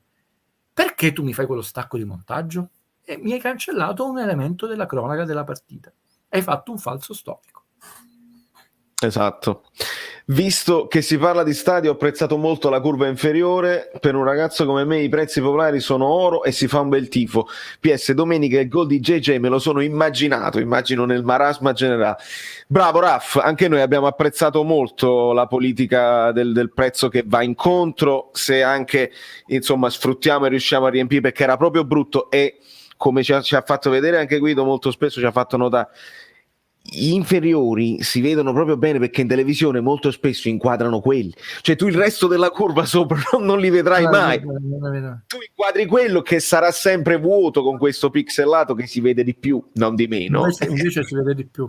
Innanzitutto mi piacciono questi tifosi che con grande dignità dicono le cose, vanno abbracciati, quindi idealmente è un abbraccio di da parte mia, e il problema non sei tu, ci sono troppe persone che sono diventati dei fighetti, dobbiamo dirlo, quelli che dicono no ma io vado alle partite conto, tutte le partite contano, anzi le partite sono propedeutiche per far contare la partita che conta, altrimenti non conterà più quella partita. Vedi l'Empoli, non conta? Invece non è una partita di cartello, nel senso, ok, ma non è che non conta e conterà. Anzi, ti ha reso disperata la partita Milan-Napoli. Ed è importante questa differenziazione, è importante, ma sarebbe importante anche premiare gli abbonati storici, e questa è una cosa, quell'articolo che sto preparando, nuove idee per il presidente, è importante. C'è gente, ormai sempre di meno, si è fatta anziana, che veramente ha 30 anni di abbonamento, 40 anni. Non è che voglio fare Serie A, Serie B, ci ha già messo contro Green Pass, Super Green Pass, resto del mondo, però quindi non è una ghettizzazione, però un gesto di cortesia, lo chiamo così, andrebbe fatto per gli abbonati, dei gesti di valorizzazione dei ragazzi, no? Metterli in condizioni di vivere certe esperienze che adesso non si fanno più. Noi prima avevamo l'allenamento del giovedì per chi non poteva andare a Soccavo, e quell'allenamento del giovedì poi diventa una ripresa del film di finzione, ma era un ricordo di Paolo Sorrentino, nel film è stato La mano di Dio, dove si vede quanto era importante. Se Sorrentino non avesse avuto gli allenamenti del giovedì, questo non finiva nel film. Allora sarebbe importante creare degli appuntamenti, magari Raffaele è un nuovo Sorrentino, no, organizzati, no? Perché non ha quelle cose. Tu lasci nome con club organizzati, allora il club Napoli Casoria, il club Napoli Portici, no? Appuntamento, si fa un calendario, una lezione, anche perché c'è un tifo organizzato di famiglie, no? Anche che si tramandano, che è assolutamente salutare. Voglio usare proprio la parola salutare, quando è in salute, cioè quando una cosa è pulita, che però viene totalmente ignorato. Allora quanto è importante per un bambino non illuderlo, però fargli percepire da vicino l'emozione del campione. Ci sono dei giocatori che, nonostante tutti i diktat, no? Un po' ogni tanto, questo è quello che leggo di più, è Mertens, svicolano, perché loro hanno dei limiti, no? Il fatto di Insigne che è stato contattato e lui è costretto a dire: io se non mi dà il permesso alla società non ti posso manco rispondere al telefono. Certo. Allora nell'alveo del controllo che ci sta, perché De Laurentiis è attento alle informazioni Camorrisi e tutte queste cose qua, nell'alveo del controllo, appunto, mettiamo che noi facciamo un gruppo Caffè Napoli 1926, è una selezione di noi che è Napoli, nome, cognome, carta d'identità, codice fiscale, Green Pass, Super Green Pass, e detto, quindi sai tutto di noi, no? Perché ignorare, tra l'altro, un gruppo internazionale, no? Che prende gente da parte d'Italia, ma anche quel ragazzo simpaticissimo del club del Brasile, mi ricordo, ma eccezionale, c'è una diretta di altissimo livello. Sì, quindi perché tu non valorizzi? Perché poi sono tutti legami, emozioni importanti che poi coltivi, e sono elementi che si sono trascurati in questa nuova parentesi del calcio Napoli. Questa cosa io la lanciai di differenziare i prezzi, e c'è chi subito l'ha sposata, perché casomai prima non è, Valerio, per fighettaggine che si sceglieva il Napoli-Milan, diceva io ho 40 euro, costa 50, anzi già è un sacrificio andare a vedere quella partita in curva a 50, adesso sai che fa? Mi vedo 3 partite a 15 euro, 45, non mi vado a vedere Napoli-Milan, anche se mi dispiace non vedere Napoli, però mi sono visto 3 partite. Esatto. Guido, siamo alla soglia delle 3 ore complessive e ti voglio ringraziare. Ho annoiato fin troppo. No, assolutamente, è stato un regalo, l'ho dichiarata come mezza sorpresa perché so che avevi da fare. Ci sono 2 messaggi che ti voglio leggere, però mi metto in grande per mezzo secondo perché avevo promesso il secondo spottino vintage. Tu te li ricorderai, ma perché sono sempre, come si dice, sono sempre di attualità, perché... Attenzione, le seguenti immagini non sono adatte ad un pubblico fragile mentalmente. Incredibile incontro ravvicinato con un giocatore del Napoli non infortunato.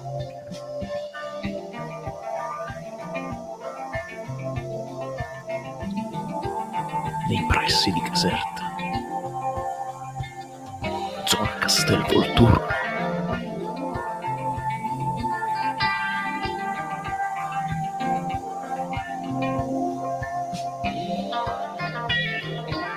Studiosi affermano che si tratti verosimilmente di un raro esemplare di Gulam,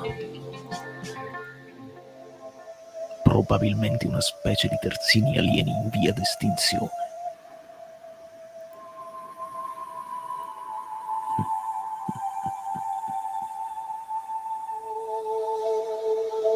Spottino offerto da Giuseppe Argento. Esattamente. Allora, perfetto. No, è l'amico Giuseppe Argento che io ringrazio anche a distanza perché ridiamoci su, perché ci siamo, esattamente. Veramente è più facile incontrare un alieno che non un giocatore infortunato. Emiliano ti dice: potere della parola e del racconto. Guido, mi hai fatto tornare gli stessi brividi di quelle partite allo stadio, della partecipazione. Guido, mi hai fatto venire una voglia matta di tornare a tifare allo stadio, naturalmente, lontano dalla mia Napoli, continuo a tifare e come. Grazie, guarda, questo ti fa capire che ogni tanto il messaggio giusto, ma solo per i miei limiti, arriva, perché io non sono moltissimo in confidenza con queste telecamerine, preferisco live. No, grazie, perché poi è quello che cerchiamo. Valerio è molto molto più bravo, disinvolto, più naturale di me, quello che cerchiamo di fare, quindi è bello, cioè bello perché è un'anima sportiva in più che mettiamo nel sistema, ma se tutte le squadre avessero questo approccio, pensate che mondo meraviglioso tornerebbe a essere il calcio. Una nuova anima è questo Alberto Gemma, tifoso del Milan, nuovo amico del canale, che ti chiede, vista la serenità, l'intellettualità, l'onestà intellettuale calcistica, se sei tifoso a volte come Gasman nei Mostri. Ah, che bella citazione!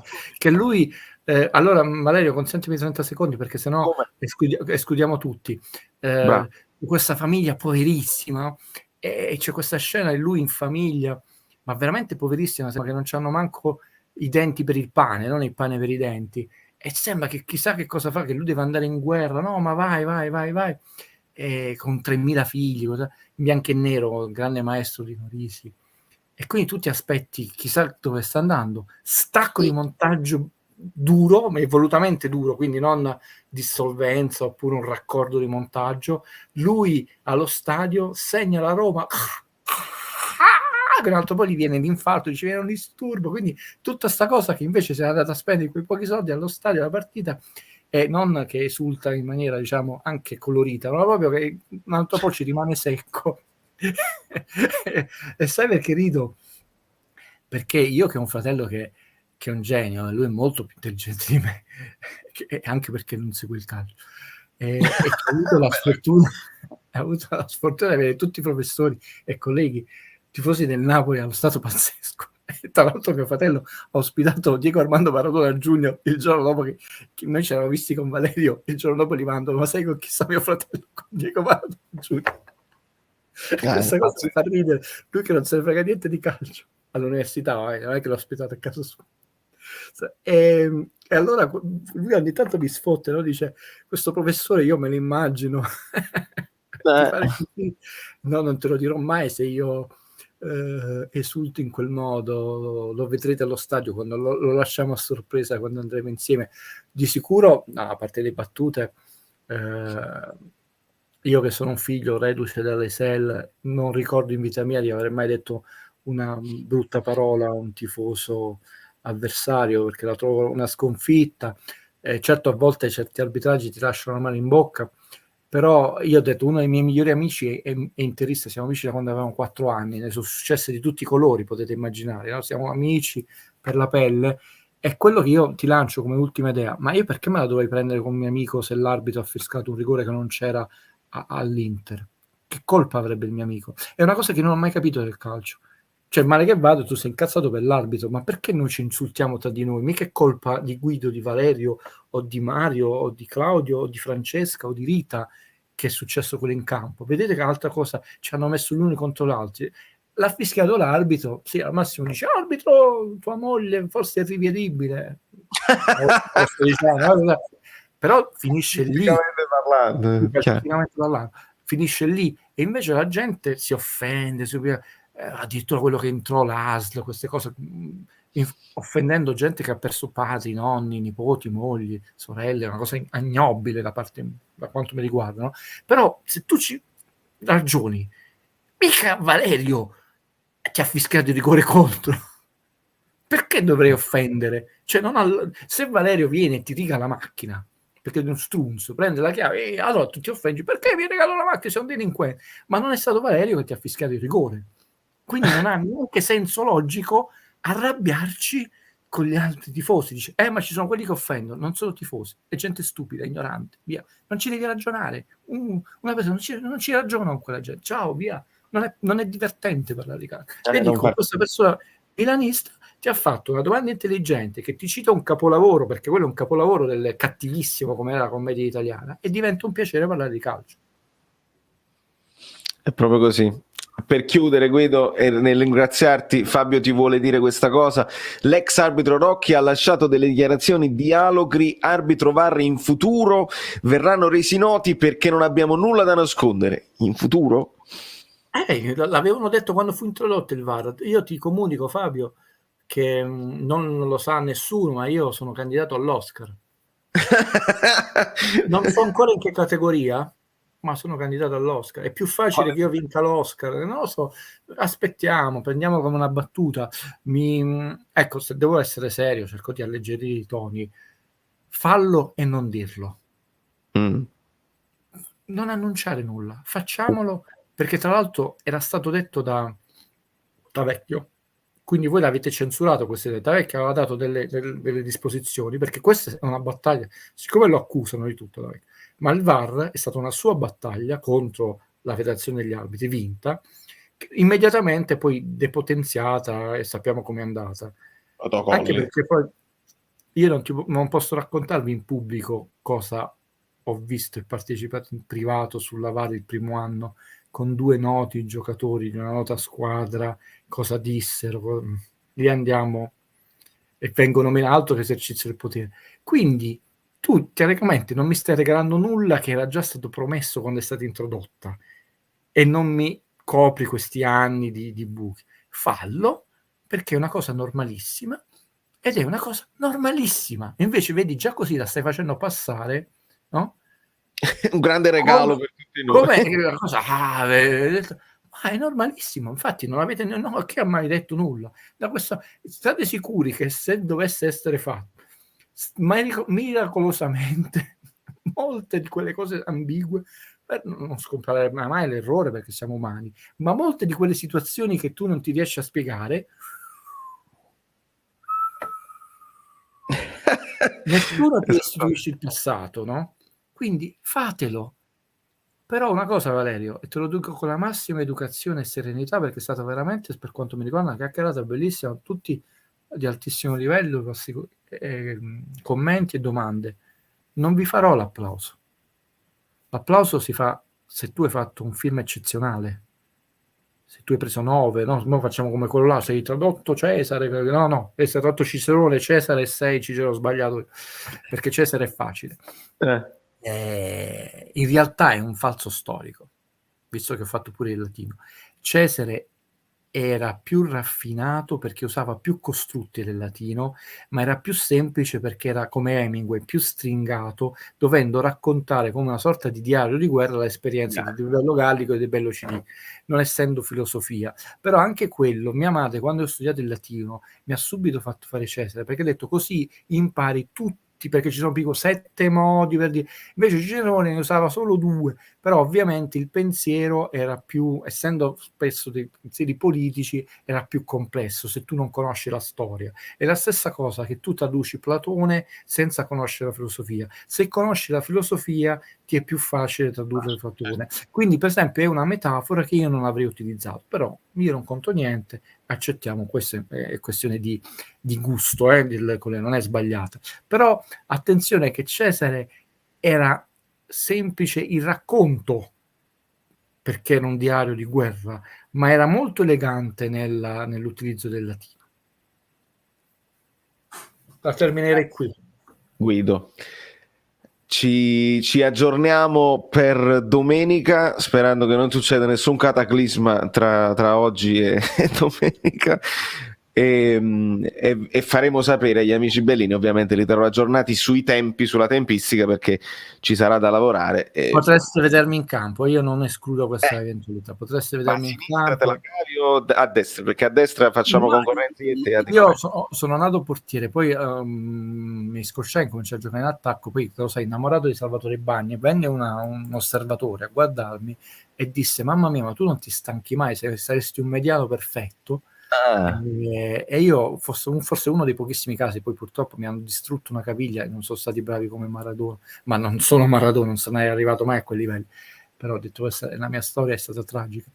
È uno dei pochi casi forse nella storia dell'umanità dove un numero 10 dice chiediti la maglia, voglio la maglia numero 4. Quindi ho ceduto la 10 per prendermi la 4. No, a centrocampo me la cavavo bene sia a destra che a sinistra e correvo tanto. Era una sorta, per darti l'idea del giocatore di Alemao. Bello, bellissimo. Che è più elegante. Bagni era proprio guerriero, non che Bagni oggi ce lo sogno un centrocampista con i piedi così, perché poi Bagni era nato mezzala all'attacco, e so che prendeva un sacco di espulsioni, e poi con Marchesi indietreggiò e lui gli regalò questa carriera meravigliosa. Però più Alemao però il mio mito è stato Bagni, tant'è vero che il mio sogno era indossare la 4 e non la 10. Grazie infinite Guido Gentile, alla prossima. Passanti, amiche belline e amici bellini e anche nemici, un abbraccio a tutti voi. Ciao amici miei, vabbè, bellissimi, il Merco Bellì di livello, veramente il Merco Bellì di livello.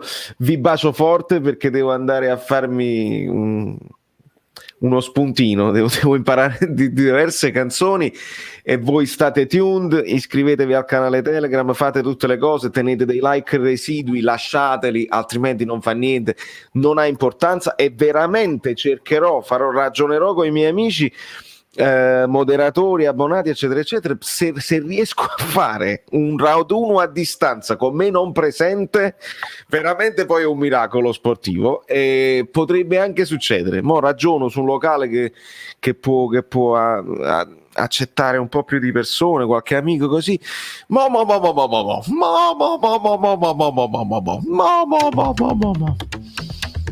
Questo programma è stato offerto da niente di meno un programma, cioè proprio la sigla, fluido.net, e magliette, le cose, insomma, valeriofluido.oplix.com. Comunque tu ti sei montato alla testa, alla fine è un programma. Sì, ringrazio infinitamente il lavoro instancabile dei moderatori, gli abbonati bellini e i supporters, i collaboratori e tutti i vostri commenti, perché questa community è come una seconda famiglia.